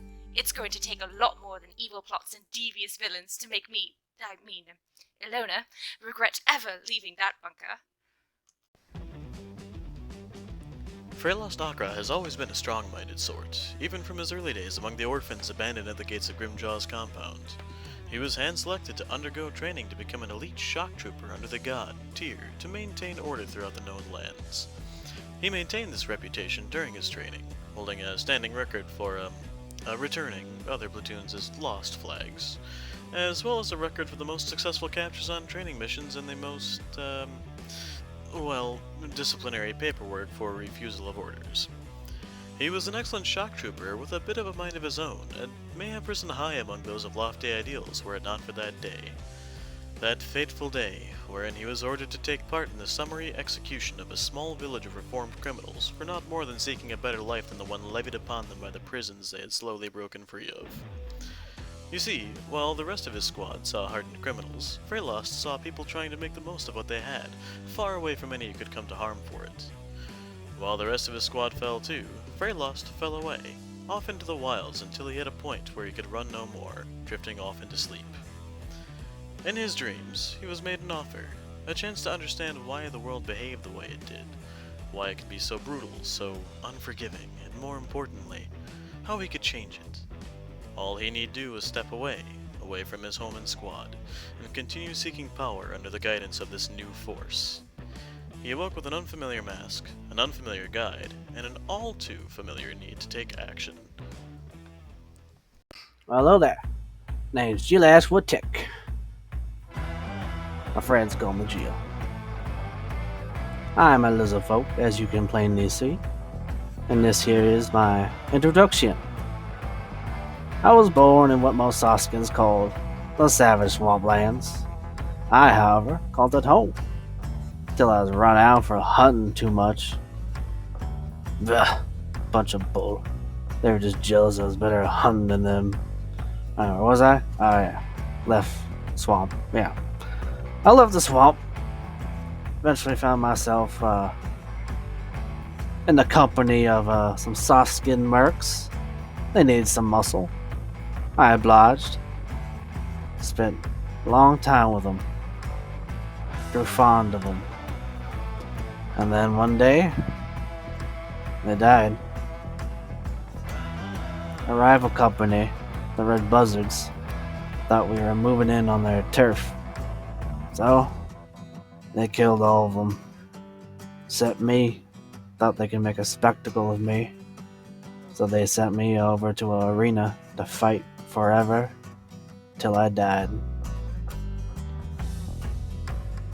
I wasn't happy with this. So, one day, during a really nasty riot, I snuck out and escaped. I got nicked on the way out though, so had to lay low for a few months while that healed. Eventually, when I was good and ready, I heard rumors of a new merc company opening up in Azeros, so I made my way there to hide myself among them, gather some strength and information so I can kill me some red buzzards. And that's how I met the Glory Hounds. Oh, hi. I was told to introduce myself. I'm Voltao, a 15-year-old storm chaser. My friends call me Volt. I got the nickname because I like storms. I know, shocking, right? Did I get that pun right? Is that okay? Is that good? Okay, good. Well, I'm from a small island named Akari in the Sea of Radiance. My home is known for elementals fighting off the coast every 10 years. I was on the beach for one of these fights, watching a giant snake made of clouds fighting a water elemental. After that, I was hooked. It made me want to become a storm chaser. So I headed to the mainland to see if I could find any other storms that aren't on my island. Some people tell me I get excited when I talk about storms, but what can I say? They're so cool. I really hope that I can find other people who like storms. Yeah, like crazy storms, like when the wind blows from a cold to a hot and makes a tornado that can destroy an entire village by just going through it. Wait, we're out of time? No, but it was just getting good. Styx ain't had the easiest of lives, but what he has lived through has made him the goblin he is today. He was born and raised in this tiny village situated in the forest that surrounds the Shadowvale Mountains. Life was peaceful until the night the heroes came to visit and threw his life into darkness. Alone and afraid in a world he didn't understand, he sought shelter in the only place he could find, the ruins he had heard about as a child buried deep within the Shadowvale Mountain. Just one problem with that: the ruins weren't empty. The years passed filled with pain, fear and solitude until he was rescued by his now closest friend Kylar. This fateful day would change Styx's life forever. He was no longer alone in the world. He had friends, he had a family, he had a cause to fight for. Styx is now a blood hunter and a member of the Claret Order, those who fight against the darkness and the things that would use the darkness as a weapon. His training now complete, he has decided to travel and expand his knowledge of the world and the secrets it hides. Eventually, his travels led him to Lower Azaro and the guild hall of the Glory Hounds. Little did Styx know that this one act of accepting work would have such a big impact on his life. Styx now has some new comrades and new friends to explore the world with, and new ways to look at the world. He has found a talent for magic he didn't know about, and through this magic, his familiar, Acheron, The shadows of his past are once again looming behind Styx, but Styx knows he has friends to help him. He ain't alone anymore, and he ain't afraid anymore. He's still the same goblin he's always been, but one thing he knows for sure. It's true what they say, mate. What don't kill you can scar you for life. But the drink helps. Persephone Sharonford Vanderoth Kearney de Renard III, fourth child of Viscount Zephyros de Renard, daughter of the House of Blades. At your service. But don't let my good breeding fool you.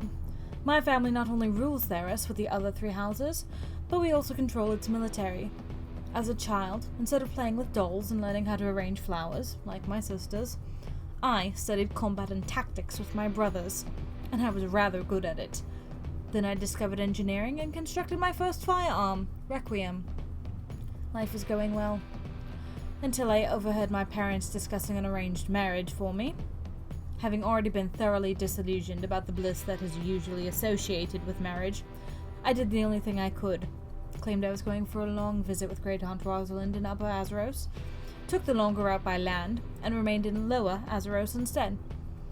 I calculated it would be around 2 months before anyone showed up looking for me, by which time I would be long gone, a false name hiding my trail. Unfortunately, I miscalculated. Far too soon I heard that my eldest sister, Calypso, was in town looking for me. My miscalculation, father's choice and agent, and the sudden discovery that a band of thugs have been seeking to kidnap Calypso left me less than ecstatic.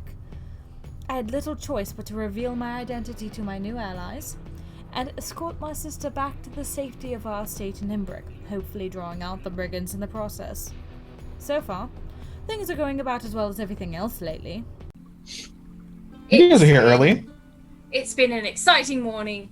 Just wanted to meet up with everybody and just really nail down the plans. And I know that I was supposed to take a stone, or one of us was supposed to take a stone for sending messages or something, so that all the groups could communicate in case something went wrong. Yes. Are we doing recon right away, or are we doing everything? So if we're doing recon, I can give us an hour, and we can talk without the stones. Well, where are the others? Works. And then we don't need the device from Deimos. Until the hour. Until later, yeah. But at that point, they can go fetch it themselves. Right.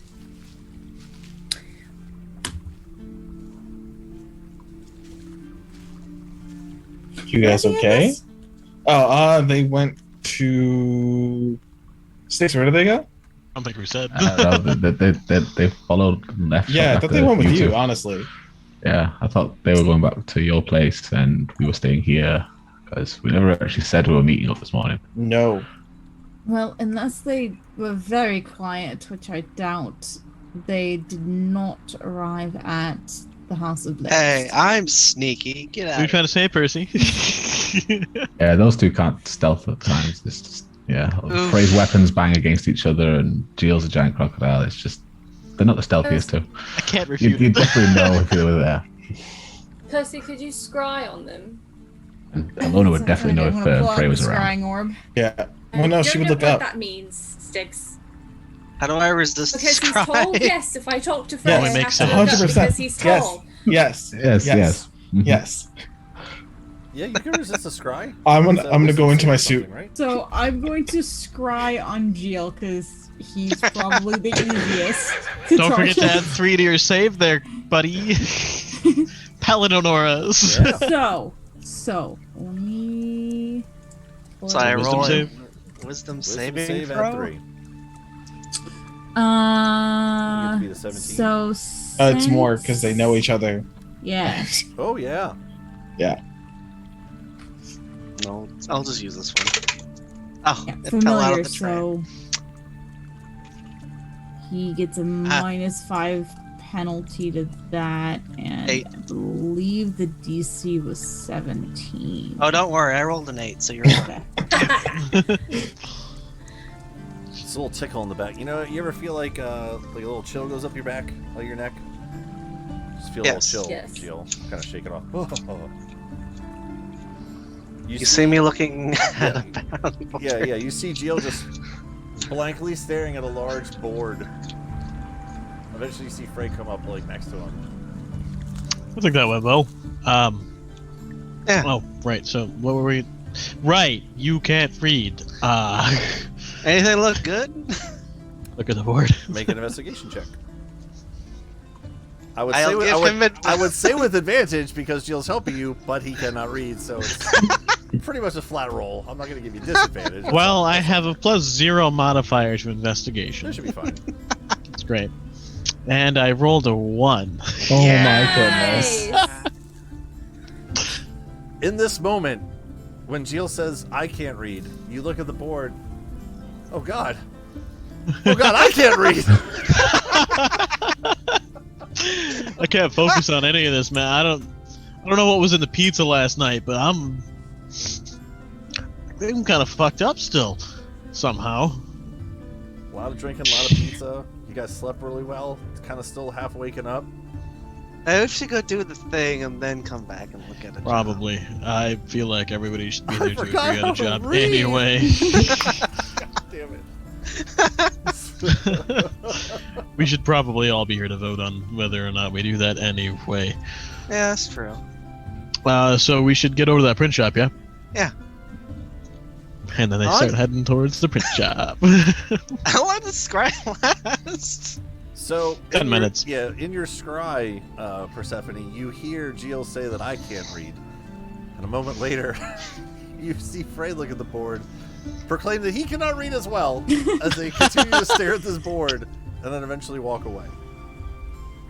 I don't know if the scry does the scry follow or is it just in that spot? It's focused on Jill, and she can hear everything that goes on for the duration of it. It's only Arcane Eye that doesn't allow it. It's a little bit of a walk to get to the store where the scroll was made, but unless they talk about anything along the walk, you would pretty much follow them the whole walk. Once I know that that's where they're going, I'll drop it and say, we really did pair up the best duos. Did we? Yeah, you did. They're heading Can't read. print shop. So we'll meet them there briefly if we want. Otherwise, we'll do our own reconnaissance and meet up later. I just need to give them my shopping list because they said that they would go shopping for me too. So.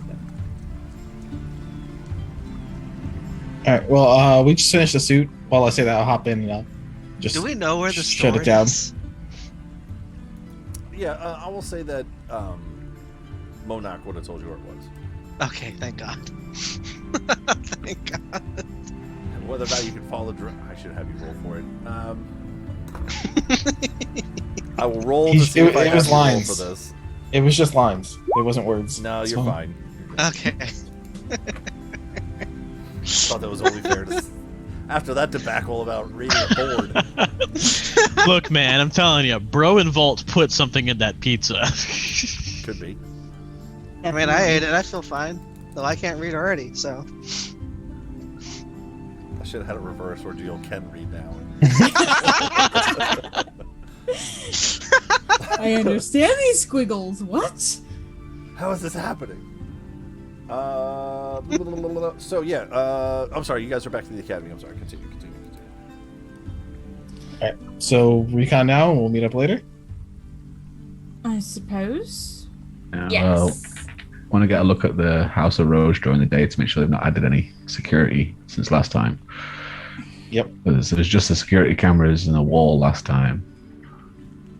We'll see if they've added anything before I go in tonight. Yeah, I gotta go. We probably should share the stones or go ahead and cast your spell for those of us that are here just in case something goes wrong. Okay. Yeah, I'll spend 10 minutes to start casting it. Knowing our luck. Yeah, I just want to go check out the generator. Can you connect people who aren't here? Like, could you? I think I need to see them. I think you need to see them too. They have to be within a certain feet of me. There you go. Okay. You can connect to Yemix if you want. I'm okay. Alright. It was just an offer. Yeah. No, but like, he's like a cool person, but like once you spread apart, you just need some space so you can like recharge and hang out again. Yep, I get it. It's exhausting when you're around. Mm-hmm. Cool in bursts. Okay. You guys are heading out anywhere, or what are you guys doing at the academy there? Guess we'll go towards the shop to see if we can find Frey and Jill. All right, we'll go check out our target. We'll see you guys soon. Don't get into trouble. Nope, I'm just gonna go I'll fan keep an over eye on him. generator. It's fine. We're not going in just yet. Just recon the outside at the moment. Mm-hmm. And I'm going to change myself to look just like a normal person. Were you not a normal person before? No, I had white hair, robot parts on me now.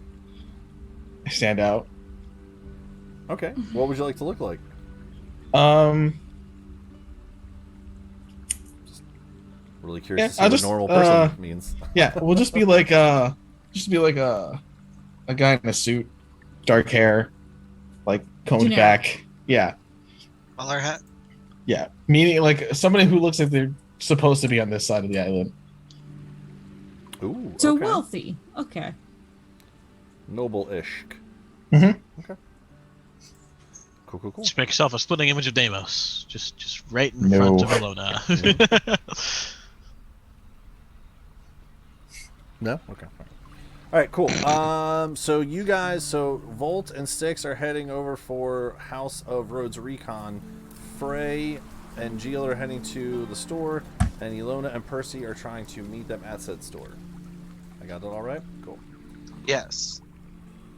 Cool. Let's go to the store. So you guys, as you head off one direction, the boys will get there a little bit ahead of the girls. The name of the store is called Scrolls and Such. And nice. As you walk in, there are a couple other patrons in here. It's interesting. As you walk into the building, the front doors actually have an interesting mechanism where they actually slide as you get close to them. So, and as you walk in, you get blasted with this very cool, crisp, clean air waft as you walk in. Some of the I immediately look around for a gnome casting anything icy. Just right from the vents. Just passing down. With your passive perception, no, there are no gnomes in the vents. Damn. But you can look around, just very inquisitively, real quick. In here, the walls and the environment in here is very bland. Everything's very white. The ceiling, the floors, the walls. The only thing that really kind of jumps out at you is along the left and the right side walls are different shelving units for all of your scroll making needs. So there's scrolls and quills and pens and inks and all kinds of different fun things. There are even some places where what we consider to be like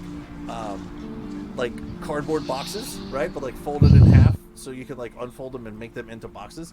It's your run of the mill, post office or Staples called Scrolls and Such. And in the back of the store is again a very white and bland desk cashier area. Standing behind the desk is a rather tall individual. Are you guys both approaching or walking around the store? What do you want to do? Before we jump into this, I'd just like to really quick talk about the fact that we sent the illiterate alligator and meathead paladin, Yep, you did. who currently can't read either, to try to find the ledger with written evidence of someone printing kidnapping posters. Anyway, I play with the sliding door for a bit before we go ahead. Yeah. As you walk in, it opens. And once you walk in a little bit, it does close behind you. But if you start to walk back toward it, it opens. And if you walk back outside, it closes behind you. If you walk back in, it opens. Then watch it briefly and then just turn and walk up to the reception. I'll join him after 10 repeats. About 4 or 5 in, the creature, the humanoid figure behind the desk, Frey, has his back to you. When they turn around, they say, could he stop doing that? You're letting all the cold air out.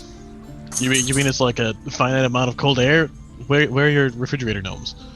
as you say this, the person behind the desk looks down at you, and as they turn around, you can now see this person is dressed in a again like an all-white uniform, kind of like a short-sleeve white poloed button-up shirt, not a polo shirt, a button-up shirt, with white pants and like a little name tag on the side.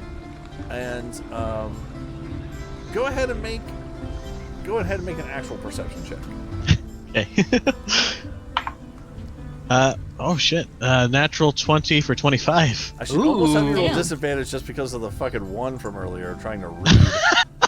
Just to negate this natural 20. But as you look at the person, you notice that there's a name tag, and just to be polite, you look over towards the name tag, and as you look over, the person looks down at you and Frey?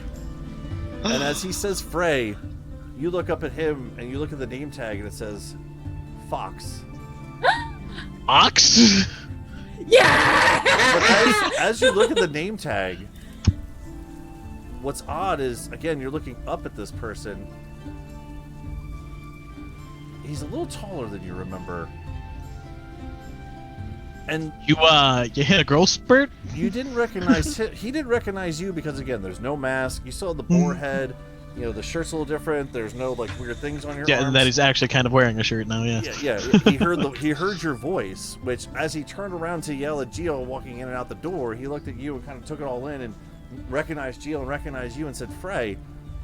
And at this moment, as you read the name tag and say Fox, but you look up, not only has he had a growth spurt, he's covered in this kind of black and gray, very coarse, thin hair from head to toe.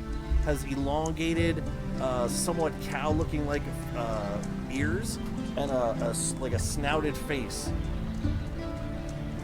Since when were you a fucking furball? What happened? Frey! Oh my gosh! It's so good to see you guys. Jill, stop doing the... Would you stop at the door? Stop at the door. 9, 10. Comes back in on the 10th one. Yeah. Who's this? Oh, it's so good to see you. He comes around the side and actually grabs and picks you up and squeezes you in a hug and lifts you up off the ground.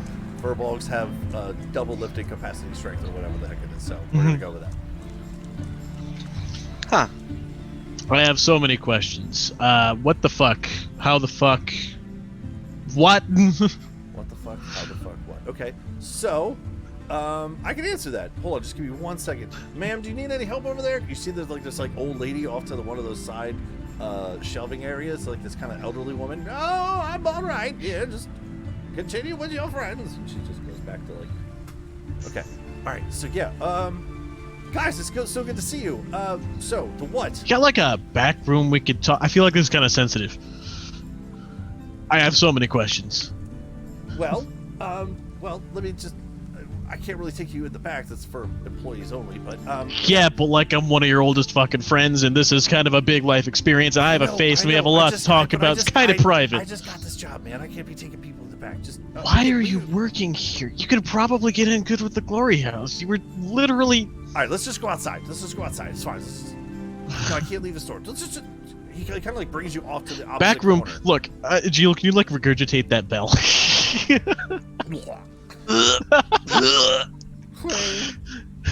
No, Look, I don't. We'll put that there. Be funny if we could. It's all covered in slobber. I'll just use my hat of disguise and disguise myself as him. Behind the desk. Okay, that's a really big bell. That could actually work. All right, just come with me. Fine. He takes you in the back. Actually, I'll tell you what. Okay. Make a persuasion check, Frey. Okay. So good. Okay, 20. Dirty 20 this Dirty time. 20? Mm-hmm. Okay. Okay, just be quiet and follow me. And he like kind of walks in behind. There's no real like actual door. It's more just like a white curtain that goes to the back area. He kind of looks around back in there real quick. And just takes you into this other like side back room, which is full of just different documents and different kind of filing system and things like that. He brings you in. Okay, all right. So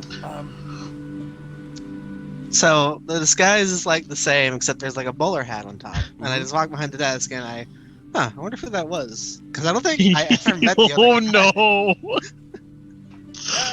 excuse me. Actually, I do have a question, sir. Yeah?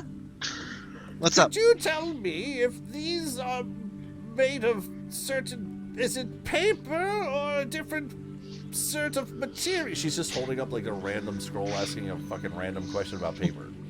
Paper, vellum, papyrus, we don't know what it is, but if he takes a bite, he can probably taste it out.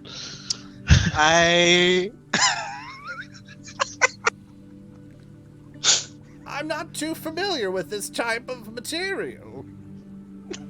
What? I pick them both up. What kind are you looking for?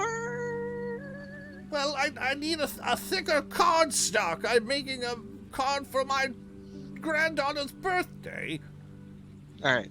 So I take a bite of one. How thick is that one? Oh, God. I get to take a bite of both of them to see which one's thicker. Yep, that's fair. So you chomp into the first one, which is just regular paper. Kind of potato chippy in a way. Just a very bland, kind of a just salty kind of potato chip feel. She looks up at you and not necessarily horror, but definitely a confusion of why is this man eating paper in front of me? As you continue to chew it, then you take a bite out of the other one. It is a little thicker cardstock, a little, it actually has more of a, how would you describe this? Almost like a graham cracker kind of taste to it, if you will. So the first one's more potato chippy, and the other one's a little thicker, more like a graham cracker. You have to chew it, kind of chew a little bit more. What are you doing? This one's thicker. I've given her the one that's like... As this is happening, Ilona and Percy, you walk into scrolls and such, and as again you see the white walls, the white floor, the white tiled, the white tiled floor, the white ceiling, the white walls. Percy, you may have been in here maybe once or twice before, maybe as like a little girl or something like that. But again, haven't really been to scrolls and such in a while. And as you walk in, you see off to the side a couple other patrons, but the one thing that catches your eye right away, you both have decently high perception, especially you, Percy. You see there's an elderly woman off to the side holding papers, one in one hand, and there's a gentleman standing in front of her in the other who just recently took a bite out of one of the corner pieces and is talking to her and hands it back over to her, and she's now holding two pieces of paper. Am I able to tell that it's Jill in disguise, since I know several of us have hats of disguise? You can see through the illusion, I think, if you roll something. Investigation check? I think it's investigation, yeah. You got a high investigation. If you want to try to scope it out. You got this. Vince is eating paper in front of you. 24. Oh, yeah. You just, as the man in the store dressed in this white shirt, white pants, takes a bite out of this paper and starts to hand it back. As he hands it back to the woman and pulls his hand back, you see this slight fluttering of the illusion from the bowler hat, and you see your elongated crocagator friend Geo chewing underneath the illusion of this worker, Furbog actually, chewing on paper. It all makes sense too, because you do recall you were coming to meet them here, and you don't see Frey, but you do see Geo eating paper with an elderly woman. So yeah, I would recommend this paper because it's a lot thicker, so it's probably better for whatever you're doing. I'm going to wait for a moment. Thank you, young man. She kind of taps, You're welcome. Taps you on the side. And as she goes to kind of tap you, and like an old lady, oh, thank you. Her hand kind of hits something underneath. Let's see if she even notices. No, it's fine. So you feel her kind of touch your robotic leg. She just kind of goes back to look. She's more confused by the paper at this point. Alright, I go back to the desk and just hang out there, I guess. You see this Furbog, Geobog, walk back behind the desk.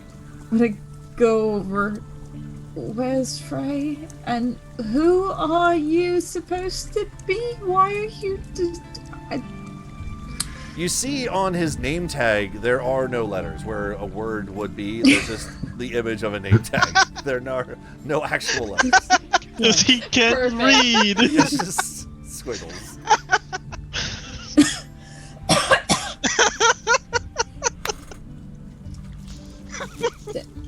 What? I'm not even sure I want to know. Where are they? Where's Frey? Talking with the guy that was this guy.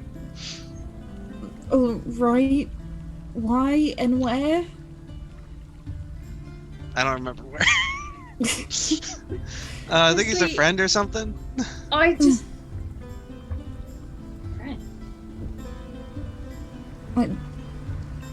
But you don't remember where they went? Do I remember where they went? Because I, as a player, don't remember. I was too busy being. You can roll a history check. You forgot already? I love it. That's a 2. A 2? Yeah. Oh, fucking clue. I'm not helping. Can I find any sign of footprints or anything so that I know where they went? You can roll a survival check if you'd like. Survival.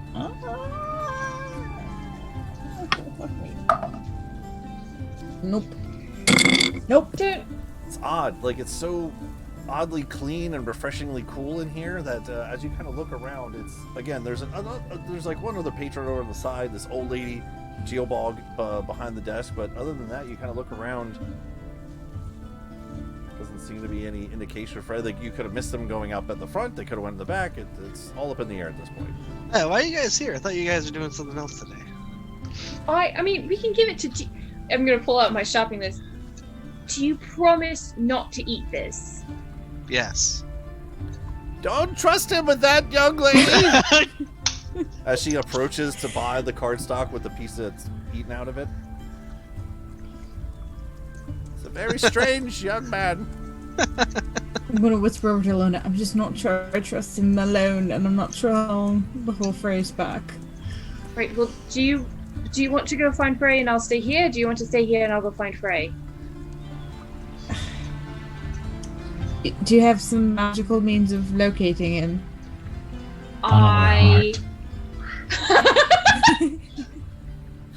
So I helped the lady customer. Oh god! He's gotta get in tune with the intense feeling of discomfort coming from the heart. Can I flick down my detect magic lens on my goggles and just look for the magical pattern that I know to be Frey within 30 feet of me? Ooh. Don't think it would go through the walls. But... I think it's only if they're like... It depends on the structure. I think there's like... You can go through like 5 foot of dirt. This might be 10 foot, something like that. And then like 1 foot of wood stone, 1 inch of common metal. Yeah, that's... The only thing magic in here, if you were to do that, just for the sake of giggles, would be anything that's on U2 and Geo with it. The gnome hiding in the vents. And the gnome. Casting Ray of Frost. I'll take a quick look around, hold on, and I'll go walk outside real quick and check the perimeter and all that jazz. Okay. I'm gonna make sure that they're not like down any of the aisles. Okay, cool. I helped the old lady. Both of you roll an investigation check, and the old lady is like, all right, well, do I get a discount on this? There's part of it missing. Yes? All right, well, I'll just take this 1 card stock then, please, sir. All right.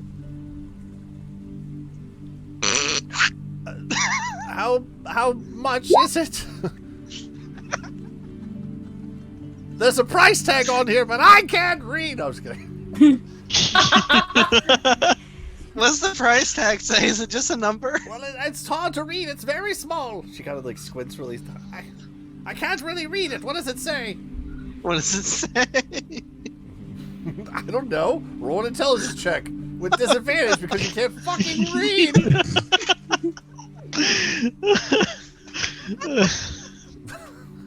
A 1? Perfect.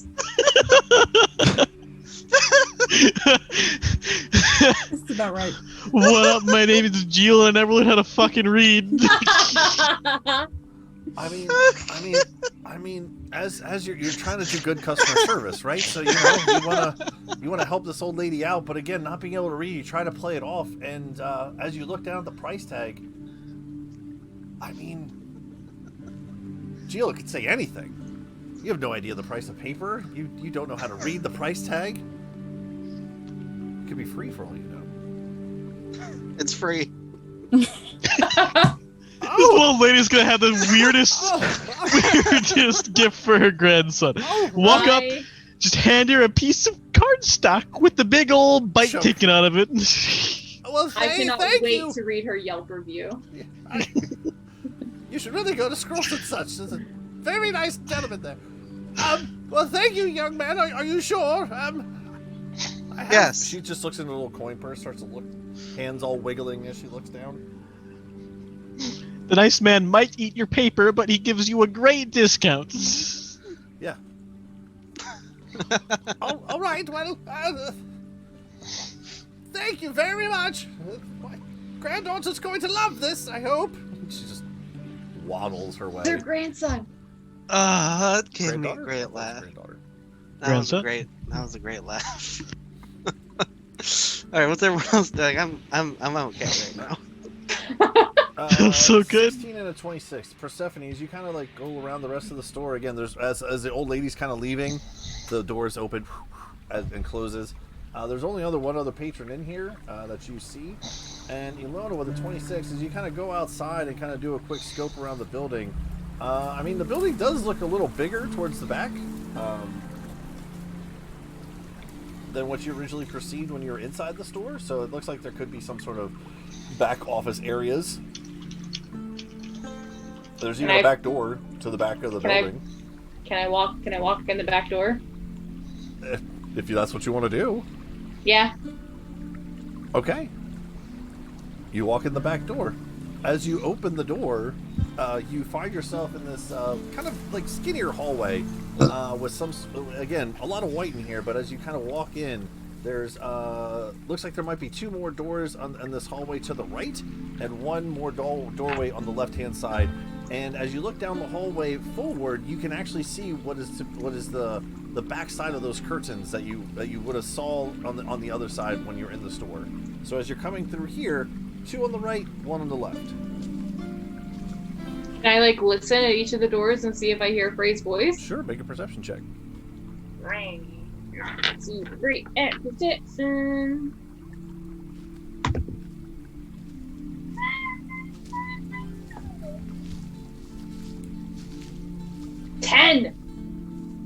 Okay, we have door number 1 on the right, door number 2 on the right, and door number 3 on the left. Which one of those you want to choose?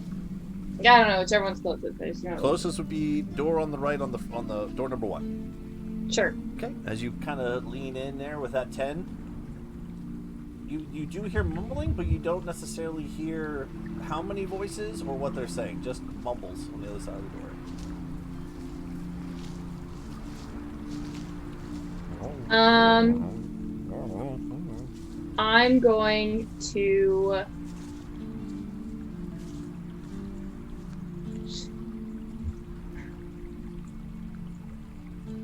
going to disguise myself. Okay. As Veronica. Okay. And I'm gonna open the door. All right. As this is going on, Frey, in the room with Fox, he kind of pulls you off into the side room, lots of different folders and things on the walls. Okay, we can't be in here too long, but yeah, it's really good to see you. All right, so you asked a couple questions. First of all, the what? So, do you remember when I died? Yeah, kind of. It was traumatic. Right. Do you remember how when I woke up I had fur on my chest? Yeah, you played a fucking prank on me. It was also traumatic. Right. Oh, yeah. The fur was not part of the prank. I feel like this is karma coming back onto me because this is now all over as he points to him. And again, he is much taller, and that same hair is. You can still kind of see that original scar that went through where the original hair was coming out of. He kind of opens up his button-down shirt and kind of shows it to you. Kind of starts to button back up. Okay.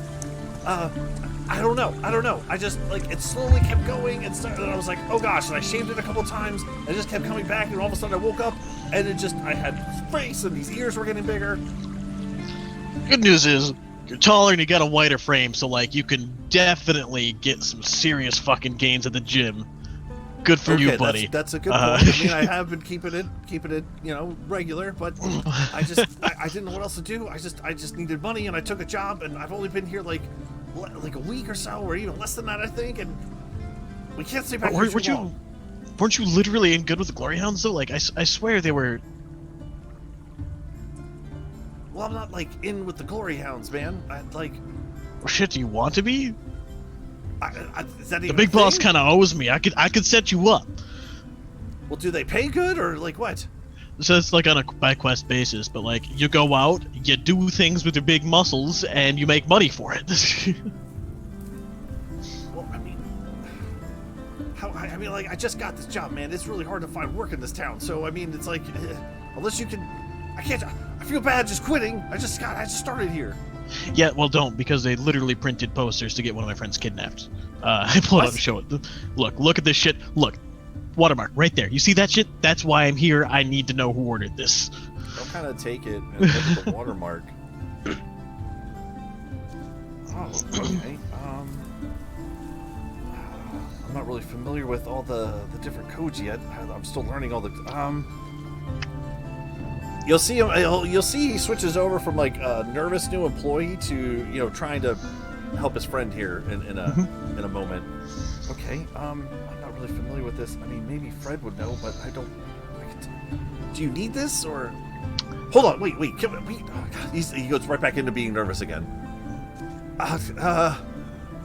Stay with me, man. Stay with me. Boom. Clap on both arms. Okay. No. This is extremely important. All right. Well, I mean, I don't recognize the watermark. Is what I'm saying. Like, all the different papers, they have certain codes on them for, like, when we print them and dates and things. I'm not familiar with what this even is. Is there, like, a records room we can spot check? He looks around the room. We're in the records room, man. Right. Like, yeah, I mean, well, but we can't stay in here long. Like, I don't even know where to even begin looking for this. Okay. One moment here. I have an idea. Let's see.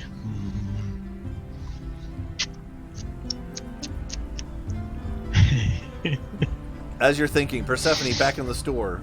You're walking around, and again, the Geo that you know is behind the cashier, and the other gentleman is kind of walking around the store. He eventually just leaves. It's just the two of you in there. Didn't purchase anything.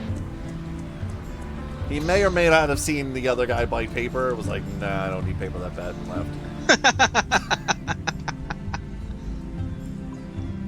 left. This is an easy job. Just go buy things. Jill's gonna quit being with the gearhearts and just become a manager. Fox about to get fired. Scrolls and such. It's not even gonna be his fault. You write it, we print it. Is there anything you'd like to do? I mean, it's easy until, you have to deal with customers. I don't know, I just gave her the thing and she was pretty happy. Yes, but you're not supposed to give it away. You're supposed to pay for it. Sort of like how we paid for the goggles that we have, so we can see at night. Yes, we did. It was a steal, but yes, we did pay something. Oh. Huh.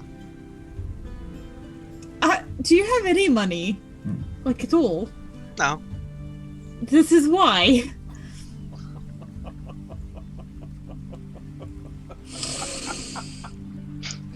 She's just gonna, like, half browse, just can't talk to him right now.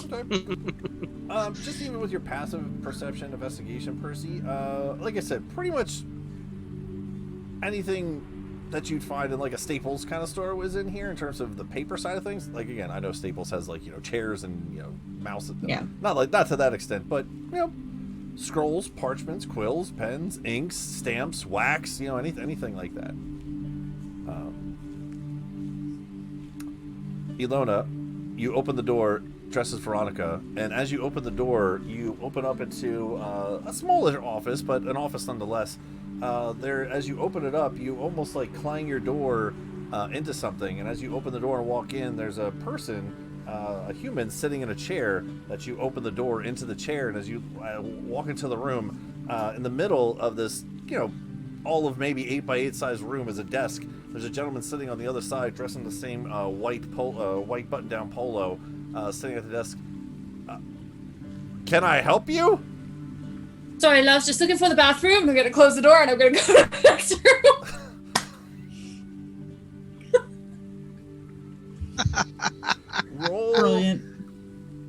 Roll a persuasion check. You're good at those, right? I'm scared of literally all of my dice. The other gentleman that was in the chair they were both dressed in that similar attire. They can't hurt you. They're just made of paper. 15. Okay. You wait for a moment.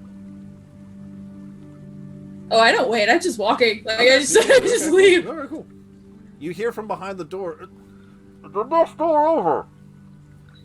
Thank you. I will skip that door and go and go to the other one. Okay, fair enough. Frey, as you say, well, is there like a records room or anything in here? And you see Fox like, yeah, you're standing here looking around. We're in here right now. Opening the door, you see Commodore Veronica. Veronica, what the fuck? Oh, sorry. No, it's me. You see Fox like, whoa. Oh, we recognize that voice. You're still dressed as Veronica. Get in, close the door. Close the door.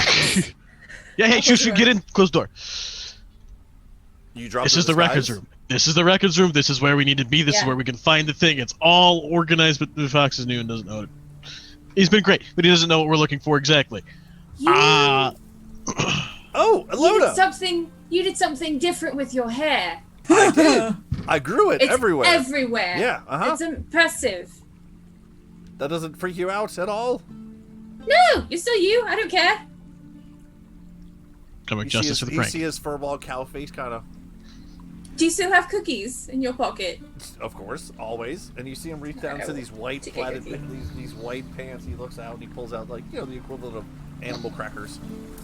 I mean, I'm gonna munch on the cookie. I really just came to give you the shopping list and I forgot to give you yesterday. It's a very good we need you right now. Okay, we can't be in here. Like, we have to leave. Like, right now. No. Shh. I'm gonna hold the door. You search the cabinets. No. I'm gonna slap her and cast haste. I will. You're in this now. Oh God. Okay. I will also cast arcane lock on the door. I'm still holding it. The arcane lock is there. Yeah. And the password will be breezy squeezy. And I will start rummaging quickly through the papers. Frey, just help me out. Okay. I can help too, I guess.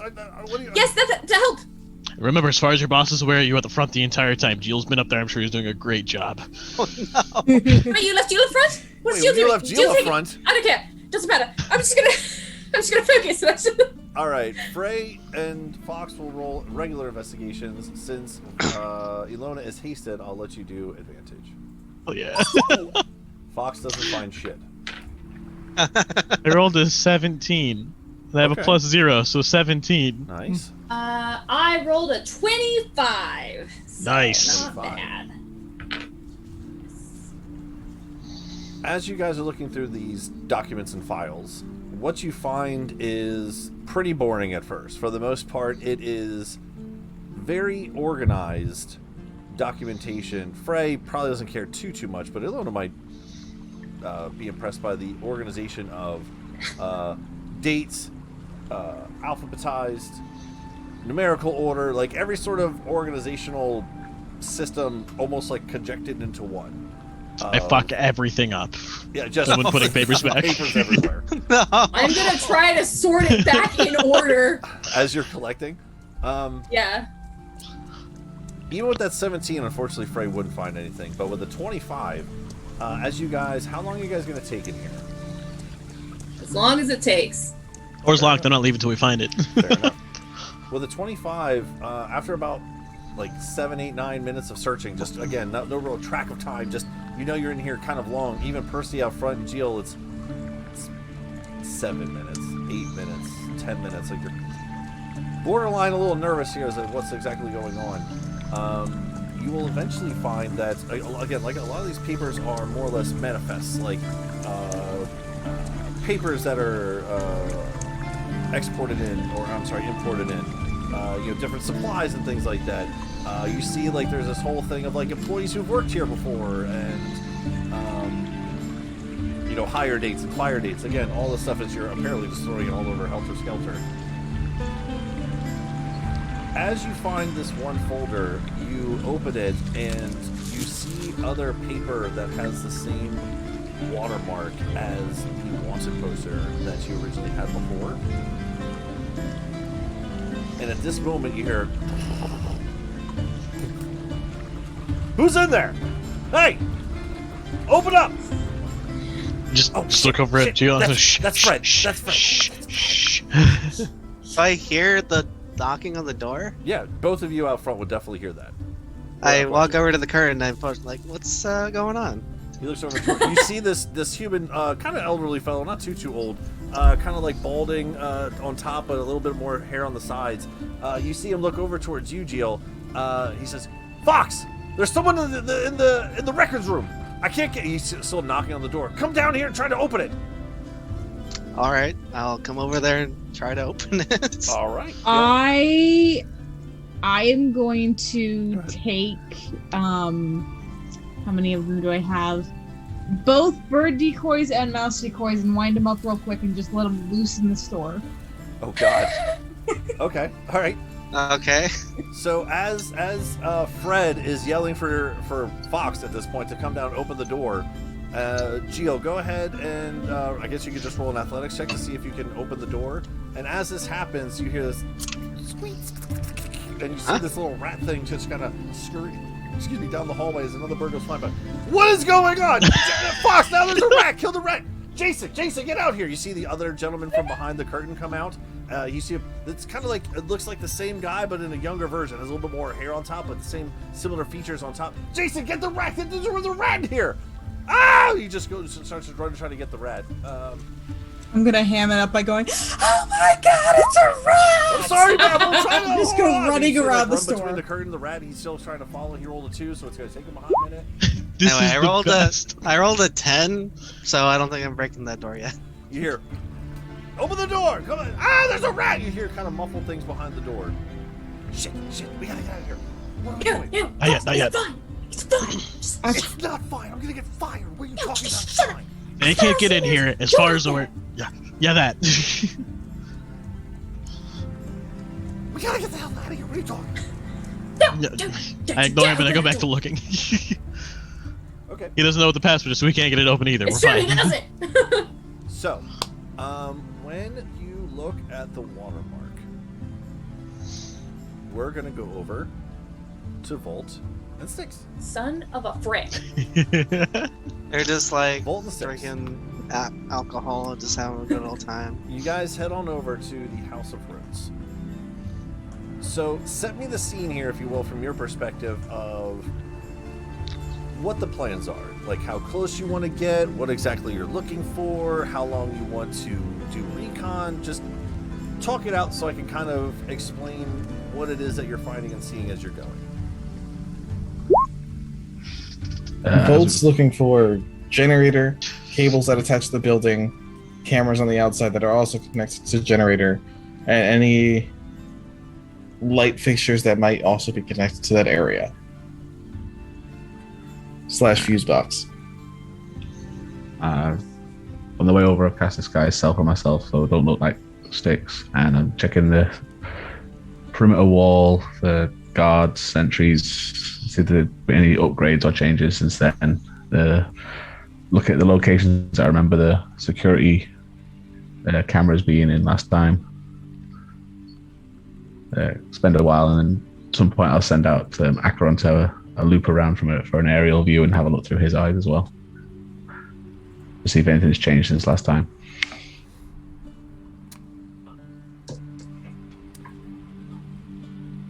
Okay.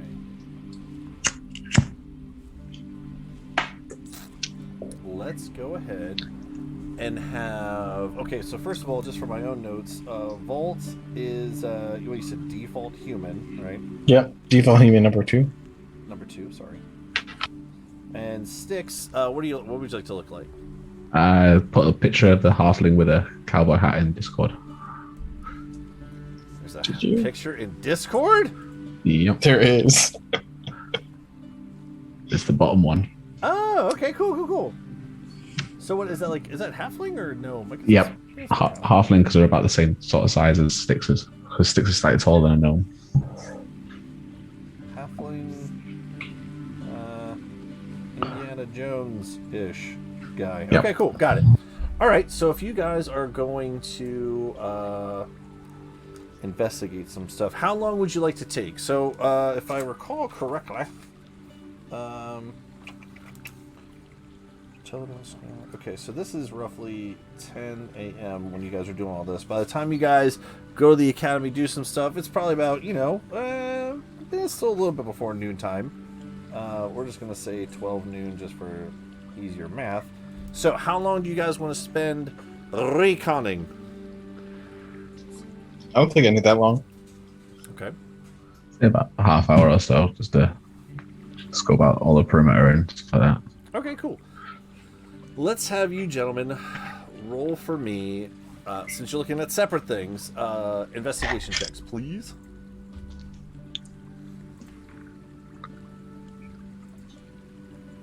As 22. As the other half of your group is burning a building down. We're not burning it yet. What are you talking about? Not yet, I'm sorry. I'm Nat 20 for 27. 27? Damn it. Nice. What was yours, Volt? 22. 22, okay. So now with that, let's see, Volt, 22, Sticks, Natty 27, right? Yep. All right, so for Volt, now I'd like for you to roll for me a, like a tinker's check, since you're looking at mechanical stuff. And Sticks, I'd like for you, since you nat 20'd on that, go ahead and roll for me. Just roll a straight, like, intelligence check with advantage on there.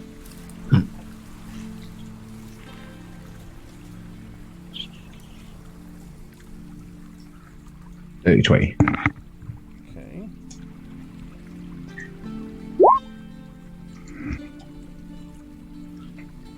$18 and a 5. All right. So, Volt. It's the last question. So, are you guys like kind of just, sitting on a park bench, just watching the building from the front, or are you just like, are you gonna walk around the building, or just so I kind of get an idea of what that is? Be a bit of both. Have a stroll around with the crowd, sort of thing, and then find somewhere to sit and have a snack, sort of thing. All right. Okay. And also going to cast see invisibility as well whilst I'm looking around the outside. Okay, cool. Just for the giggles of it, go ahead and roll for me, both of you guys, a performance check. Just to see how the old blending in kind of thing is going.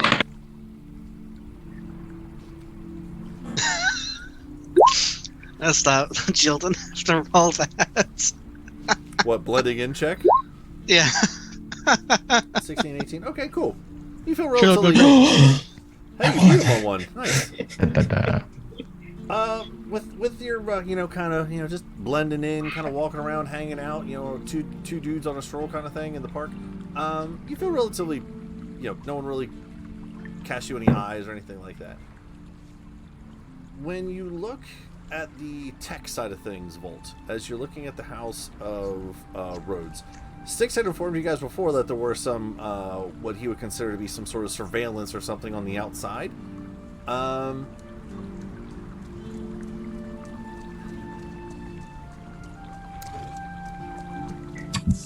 You would see that there are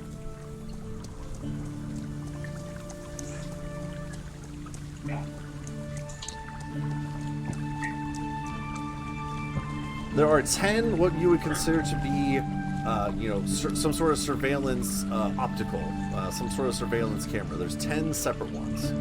So now you have an actual physical number. In terms of cables going to the building, you don't necessarily see too much in terms of cables coming or going. When you think about it, that does kind of check out with what Six said before about there being this internal generator in the warehouse. So unfortunately, there's no cables like coming in or out of this place. In terms of a fuse box, yeah, there really wouldn't be anything in terms of like a fuse box either. What I will say is that since you did roll high enough, I gotta give you something here.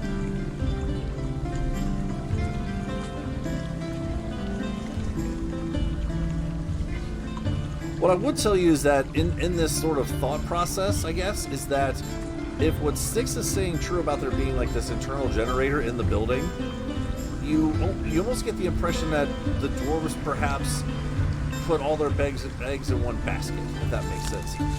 If you were to, since you guys talked about it already, if you were to somewhat disable or turn this generator off, it would probably shut the whole freaking thing down, from cameras to lights to like the whole building. Like if you want to look for a fuse box, that's the main breaker, if you will.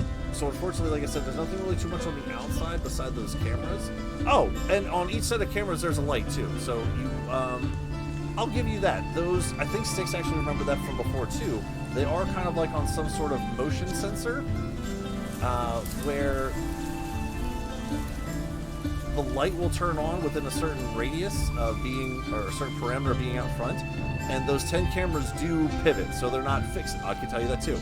They're not fixated. They do swivel. If you recall from last time, when Styx went in there, they do swivel. So they swivel. Can I assume that the cameras are also connected to the generator? So, yes. like, if I overcharge the outside, it might go into the inside.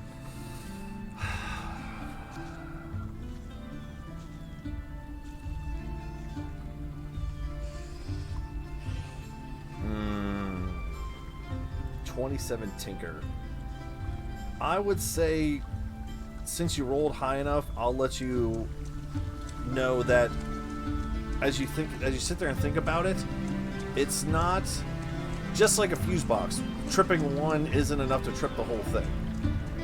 So if you were to disable like a camera or overload or something, you get the idea that perhaps it would turn that one off, but it wouldn't trip the whole circuit, if that makes sense. Okay.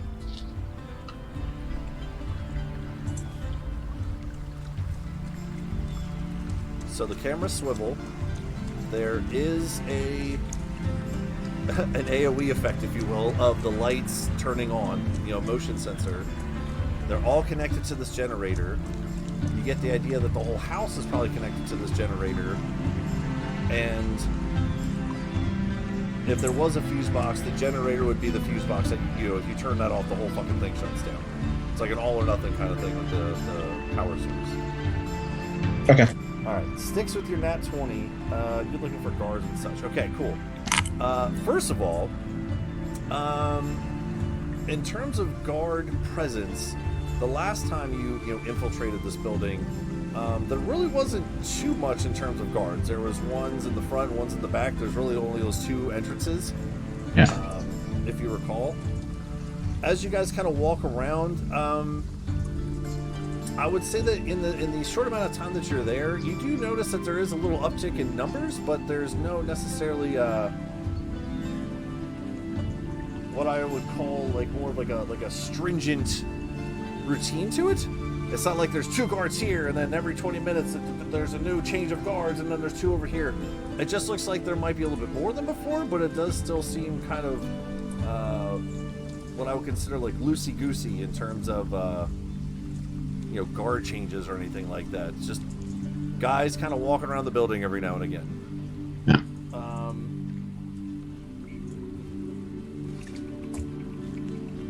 I'll also tell you with that natty 20, the one thing that you do recognize too, not necessarily guard related, but if you recall, a lot of these buildings were damaged in the Armageddon event from a month ago. As you've seen before, there are some warforgeds out front that are continuing to work on the construction side of things. In your hour travel, you do recognize one of the warforgeds that's working out here. He's a little smaller than some of the other ones. You you recognize this Warforged as Tweedledee. If you recall from before, the one that you took into captive and took to the House of Courts, the courthouse. Oof. Picking up a block, walking it over to the other area, putting the block down, walking over. Seems to be very labor, robotic, intensive, if you will. Let's see. What else can I give you with a nat 20?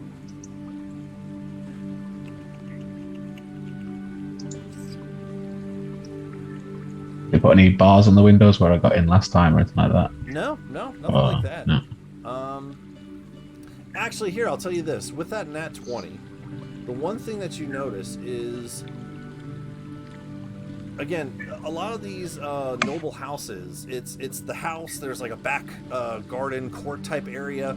If you recall, like even from the House of Courts before with the wedding, it was the house, the back kind of like deck area, went back into the wedding, there was bushes all around, you kind of used the bushes as like a sneaking device, right, of camouflage and cover. All the houses on this island are very similar in that kind of format. And as you think about it for a minute, you kind of look through one of the bushes. You kind of take a moment. Since you nat 20'd on it, I'll give this to you. As you kind of look through one of the bushes real quick, on the back side of the building, you see that there's a large area in the back corner of the warehouse that was damaged from the previous incursion. That is still not completely done yet. So in addition to the front door and the back door, for the moment at least, it does appear to be a somewhat sizable hole in the back of the warehouse. I'll give you that for that 90-20. I can tell you that. But yeah, in terms of like guards and sentries and things like that, like I said, nothing too structured, but there is a little bit of an uptick in terms of numbers. All right. After the hour or so, gathering all this information, Volt and Six, is there anything you guys want to do while you're there? Or do you want to meet back up with the group? Or I think we meet up with each other. I think Stick wanted to go shopping. Yeah. Okay. What do you want to go shopping for? Anything in particular or general stuff? New outfit for Volt and myself. Okay, new outfits. Okay, cool. We can certainly have that arranged. If you recall... Actually, if I recall, pull up my Imbric notes. There was the one place. Are you looking for like battle clothes kind of thing, or are you looking for like actual like normal day-to-day clothes? Because that is two different things. Or day-to-day clothes. Styx has his suit for battle. Okay, cool. Volt has his suit for battle. Blah. Oh, you know what? I know where that is. Where's my phone? All right, give me 1 second, guys. It's on my phone. Hold on. I didn't know we were going shopping for clothes. I want to pull this up already. I'm sorry.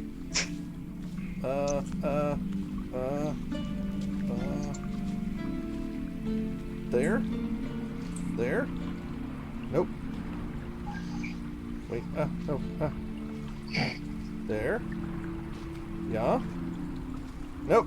Hold on. I'll get there. Give me a second.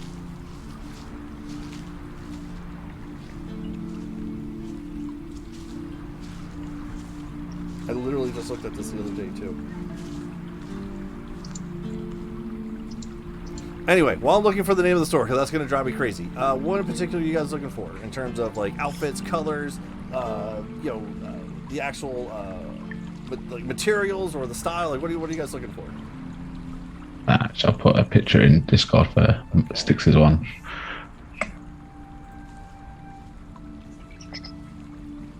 Is it the halfling outfit that you're wearing, or something different? No, it's something different. Right, 2 seconds. There we go. This but in Styx's size, so that the sky itself is really close. And I don't think I saved the one you sent me. They want the one with the long coat. That was a cool one. In black.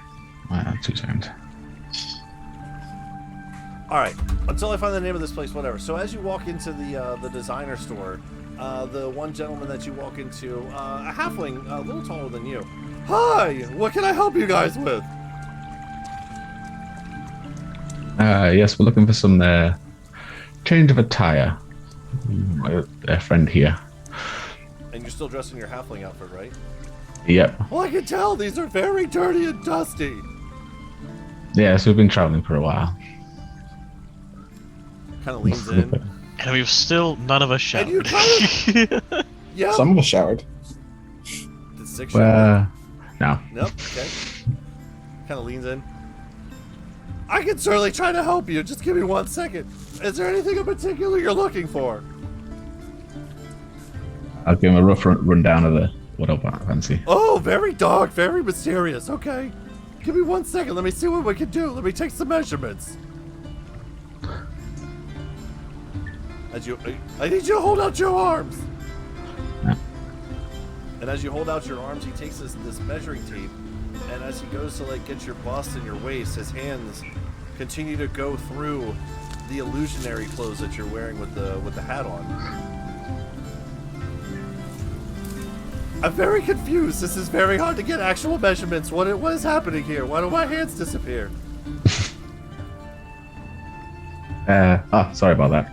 And I'll drop the disguise. Oh! Oh my goodness! You're, well,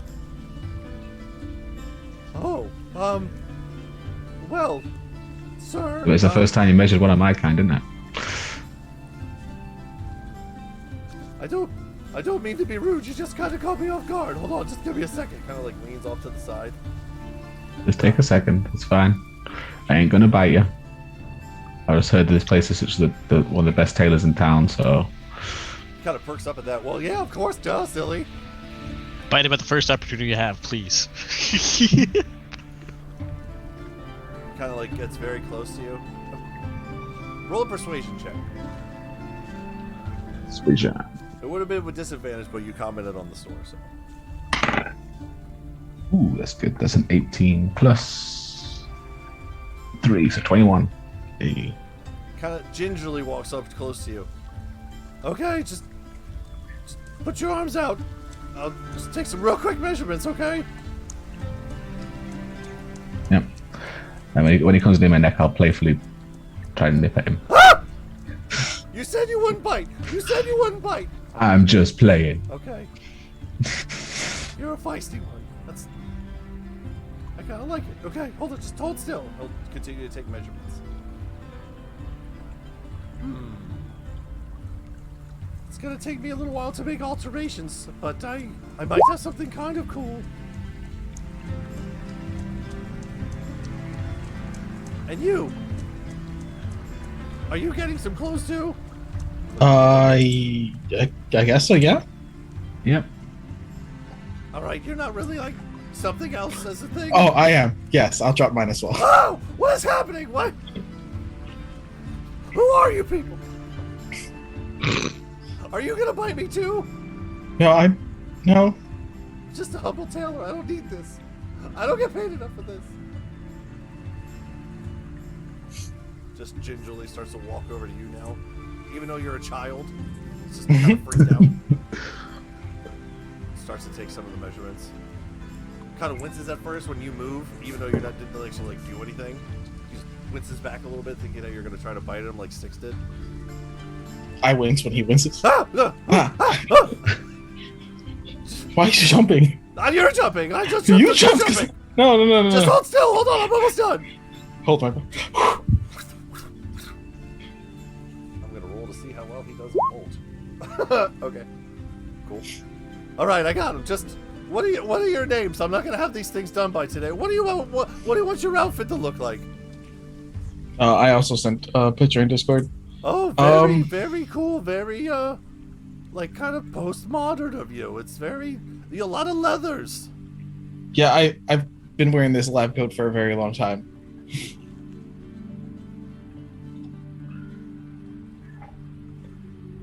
Very dark and mysterious. I like it.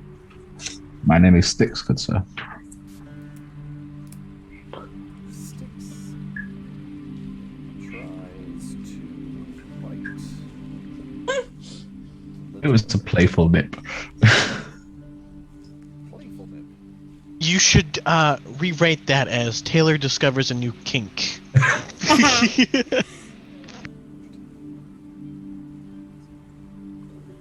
one will love the goblins. One way or another, yes.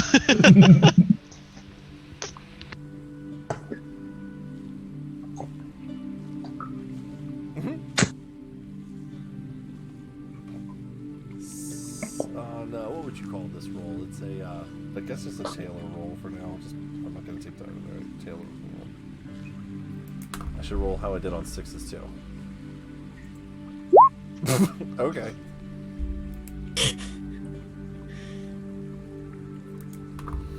All right. Well, gentlemen, this should. How long are you all in town for? I've never seen you around before. I should be around for at least the next few days. All right, I should have this done. Probably later in the week, like 2-3 days from now. That'll be fine. Thank you. Okay. Thanks. You're welcome. Just a bit of forewarning, sir. Looking over towards you, Styx. Maybe you already know since you had the disguise up, but not very many people are very kind to your kind here. Learning the city's idiosyncrasies, it's understandable. But thank you for meeting our request, and I look forward to the finished results. Okay, bye. And he just kind of walks over. I'll turn back into default civilian too. Mm-hmm. Yeah, as I head to the door, I'll recast this guy's self. All right, cool. We should probably find where everyone else is. Yeah, I guess so. Normally, I just head towards the loudest noise in an area. It's usually where Frey and Gil are, but maybe they're being good today. Do you want to make a bet? I think that they're probably at the academy. I'll give them the benefit of the doubt. They're at the academy now. They finished. I say they're still causing trouble in the city somewhere. Fair. So where do we check first? You're not even gonna bet the gold on it. Just yeah, you're probably right. Well, they were supposed to be at that paper place in town. There's no way they're still at the paper place. Yeah, There's but I say we walk past that place back to the academy, and we'll see if they're still there. Okay. Or if the place is on fire. That's That's always an option. And everyone blames the fire on me. I'm just saying. Yeah, but because usually when you go, there is usually fire. Yeah, but that's intentional controlled fire. When it's other people, it's out of control and burning down airships or buildings. Yeah. Call out to Nick's old character there. Ooh, was an accident. That's what you think it was. It was. The dice wanted that airship to die. Evidently. Jill wanted it to die. Everyone did. All right. That's what happens when you pull levers, man. Mm-hmm. If you could read, it would say down on it or something, but who knows? Just pull levers. I'm learning we really gotta teach Jill how the fuck to read. I couldn't hurt. You probably shouldn't, but yeah, couldn't hurt. Rude, fair, but rude. Dice are telling the story, man. I had nothing to do with it.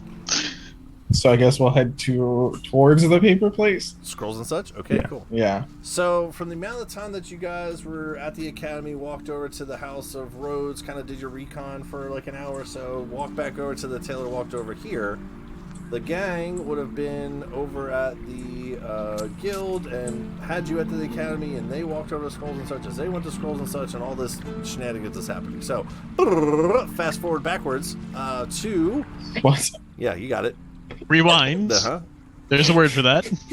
Reverse match? Maths. And I'm the one that can't read. As you look at the folder, Ilona, as you look at the folder, again, inside here, there's no real markings on the outside of the folder. You're just, again, with your haste spell on, you're kind of running through all these things, just looking for that watermark. And as you finally find the watermark, you see more documents with the same watermark on it. On the one document paper, you do see a familiar name jump out on this page, which is Azal. Do you remember that name? Do you remember? I do not. Roll a history check. Yeah, Maria.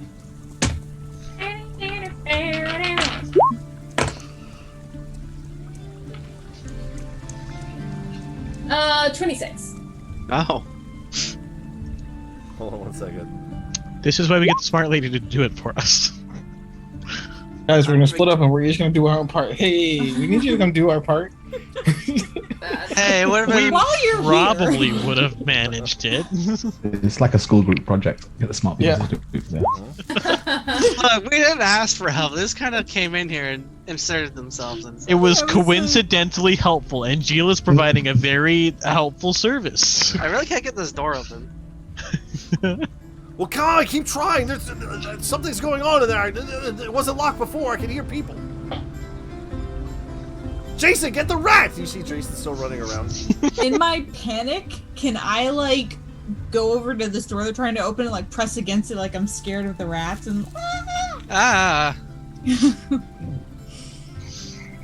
Just get in the way. Sure. Exactly. Make a performance check.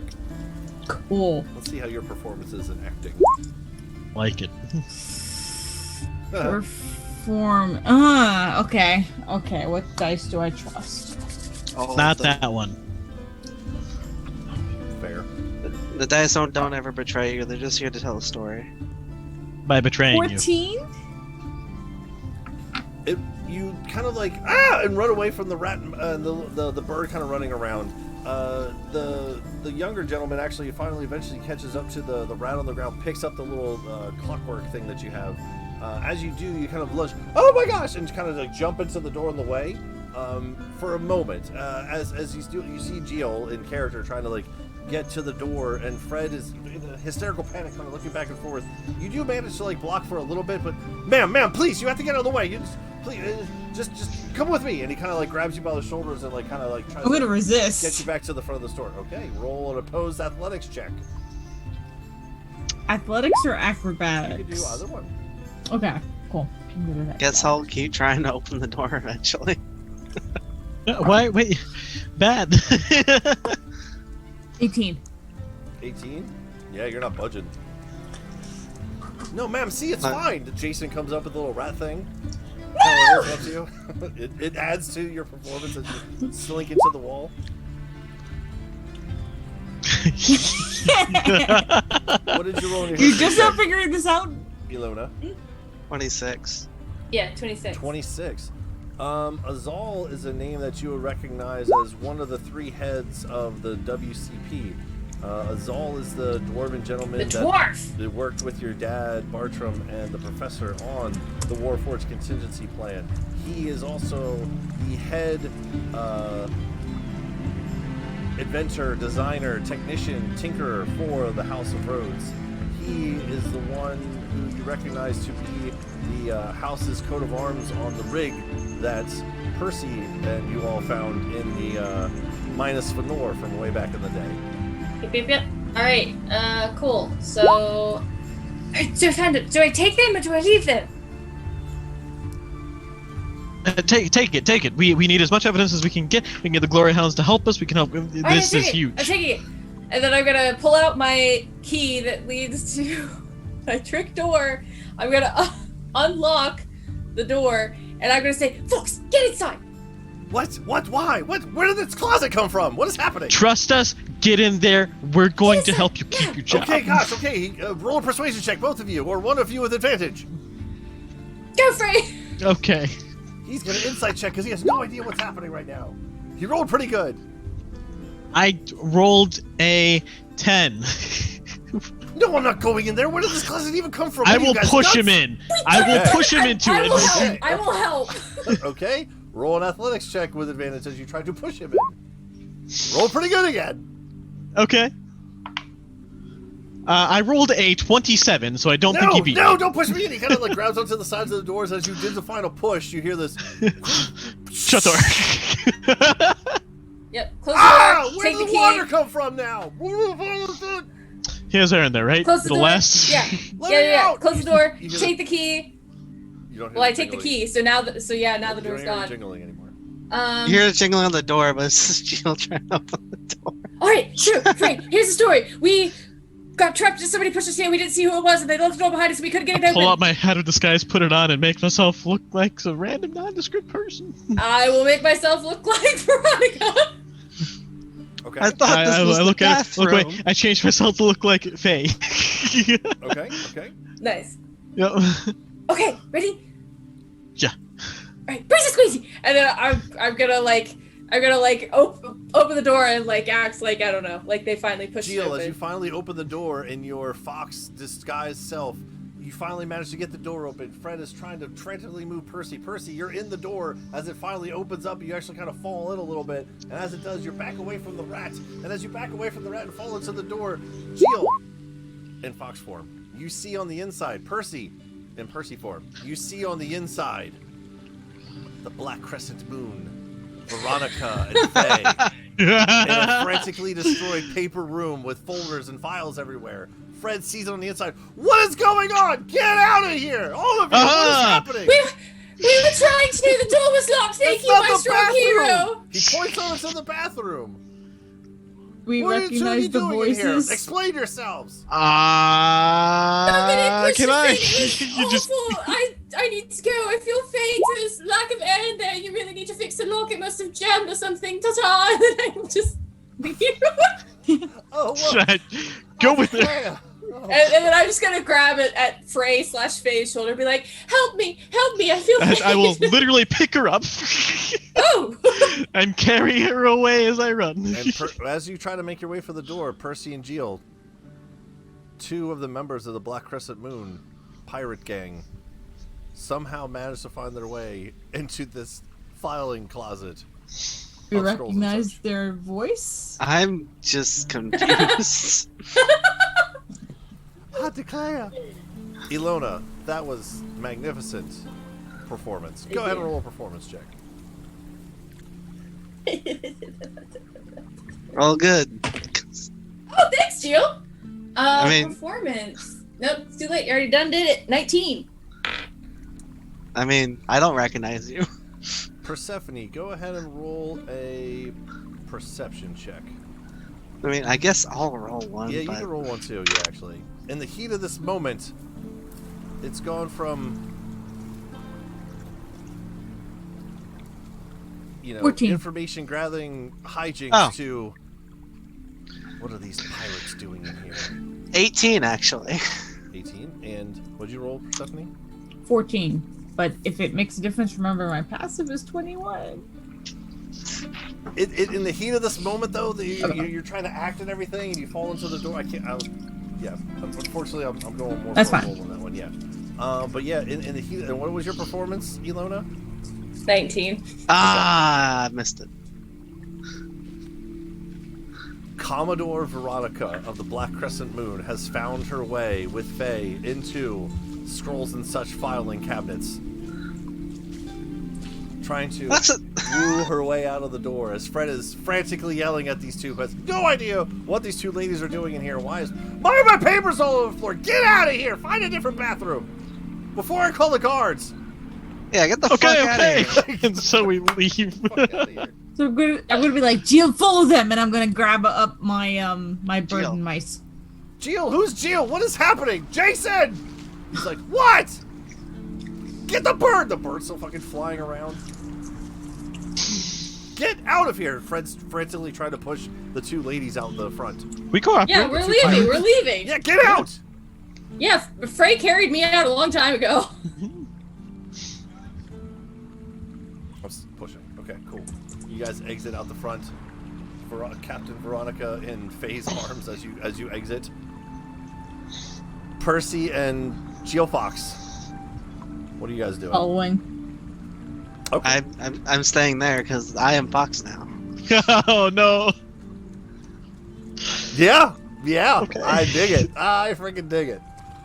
As they all leave, Percy follows after the two pirates. It's just Fred, Jason, and Fox in here. Fred goes, "What is happening? What is going on, Fox? Like all of a sudden there's people in here and I was talking with my son in the back room and I come out here and all of a sudden it's all helter skelter. What's going on? I know you're new. I left you for 5 minutes and all hell broke loose. I need you to clean up the filing room. Don't come out until you're done. All right. Fired. I will go into the filing room and start cleaning up. Amazing. And Don't come will out be until you're sorted. done. Gosh, ridiculous. Closes the door behind you. Jill, you're now standing in this closet, this filing cabinet room, with nothing but paper strewn all over. And the lizard who can't read is now in charge of reorganizing this room. Oh no, you're right. The door locked again. I drop arcane lock whenever I leave it because I don't want anyone to know. Okay. What's going on? I mean, you did say the password, but I don't. Does that? The password only opens it for people, but then it Yeah, locks but again. you can dismiss the spell. Yeah. Yeah, so I dismiss the spell. Just forget to and leave it. Someone's door is permanently locked. All right. I put the papers back, whatever that means. In horrible disorder, I like it. You can't read. Oh, you dispelled it. That was so nice of you. Yeah. I don't want people to question why there was an arcane lock on the inside of this door, because that seems sketchy as fuck, so. Oh, why not? That would have been perfect. We could blame them for being sketchy. The ultimate prank is having their door locked. Okay, all right. Any opening too, you could also do it to toilet seats. That's evil. So, Jill. Yeah. Go ahead, and I'd love for you to roll for me an intelligence check with disadvantage because you cannot read. Oh, those are both 16s, but what is my intelligence? A +0, so 16. 16? It's going to take a long time to get any sort of organization to this. You can't read any of the words. Yeah. However, you are able to, at the very least, like, look for squiggles that look the same. And in this moment of trying to clean this area up, you just start to put together the papers via squiggle. Yeah. Alright, that takes me a long time. Yeah, I need for you to roll for me a D8. That's a diamond, right? Yeah. The more we play this game, the more I'm convinced that Jill and Crab were just the same person. 1. I rolled a 1. Okay. They're really good or really bad. Okay. Yeah. Cool. So, Volts and Sticks, as you guys are walking down the street in the direction of, you kind of ask around scrolls and such, start to make your way towards the store. Take it away? What's that? I know. I didn't know if anyone caught it. God damn it. Son of a bitch. Anyway. Game's over. We didn't do it. Let's get out of here. It's always right at the end of the game too. I know. I did so good. You guys are walking down the street, and as you come around the one corner and start to head towards the store, you see two figures emerge from a set of doors that open and close on their own. And emerging from the store, you see the Black Crescent Moon pirates of Fae carrying Commodore Veronica in her arms. You're probably all maybe like 40, 50 feet down the road as you start to head towards this door. And Faye is carrying Yep. a hand sticks 3 gold. Yeah, told you. Ah, damn it. Which 2 do you reckon it is? And yeah, one of them is. Go ahead. I'm sorry. Go ahead. Well, it was only the 2, right? No, the girls came to see him. Okay, they got dragged into their whatever. Oh, definitely. Yeah. One of them is Jill. Yeah, I don't think the other one would be Percy. She wouldn't like being No, she was carried. definitely not. She would not be carried out of a shop. Yeah. It's either Freya's unconscious or Ilona. Yeah. Well, why would I be unconscious? Still carrying, yeah. Alona, is your character looking straight up? Well, yeah. No. with that question, Frey, when you run out of the store holding Captain Veronica in your arms, do you go left, straight, or right? Oh, I hang left and I go immediately for the nearest alleyway. Fantastic. So as they come out, they turn left and just start booking it, and then they turn left down another alleyway. All of maybe 5-6 seconds later, as you guys are still walking down, you see Percy run out and go ahead and make a survival check just since you're trying to follow them, because you're not too far behind them.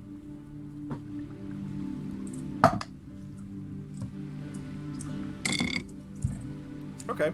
And what's your like passive perception? Because you're not too far behind them anyway. Passive perception is 21. 21. Okay. So as you kind of run outside, and you kind of look to your left, right, straight, really quick. You don't even notice Volton 6 down the road to your right. But as you look around, you don't necessarily see any tracks or anything. But just a real quick glimpse off to your left is what you believe to be could be perhaps the backside of Faye running down this back alleyway to your left. Take off.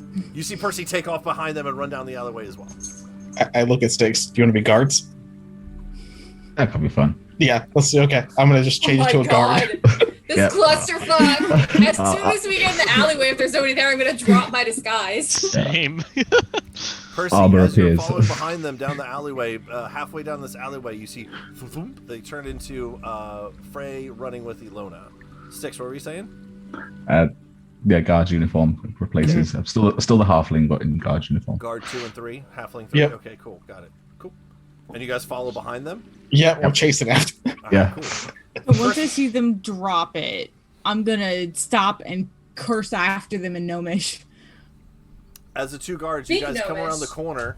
Do you guys know Gnomish? Does anyone know Gnomish? I speak Gnomish. Yeah, there you go. I don't. I got no idea what's being said. It's one of the ones I don't have. As you guys come around the corner, you see Percy yelling something in some sort of language. You see Frey carrying Ilona halfway down the alleyway. You guys turn around. You see two of the Imbrician guards, this like kind of like half plate shift armor, one human size, one halfling size, come around the corner, very discerned. And that's what we'll pick up next time, as the Gearhearts may have found a pivotal piece of information. We'll see as you lock Fox in a closet, tear apart this poor person's scrolls in such building, and are now perhaps in trouble with the guards. We'll see how this plays out next time. And you lock Jill, and Jill's unfortunately just working. You don't really know where the hell Jill. He's working. He's trying to make a paycheck. He's trapped by societal convention. Gotta pay the rent. So, everyone for watching, thanks so much for watching. We play every Tuesday, right around that 9:15, 9:30 Eastern time slot. And we appreciate everyone watching. We're working on our Discord so people can hang out with us during the week and chat with us and stuff, and all other kinds of things are in the works. But some of my players got to get to bed because they got to get to work. And thanks so much for watching, and thanks to my awesome players for playing. You guys are awesome. Another great session, guys. See you, everybody. Fucking great. Have a great week, guys. Bye. Don't forget to learn how to read, folks. It's kind of important.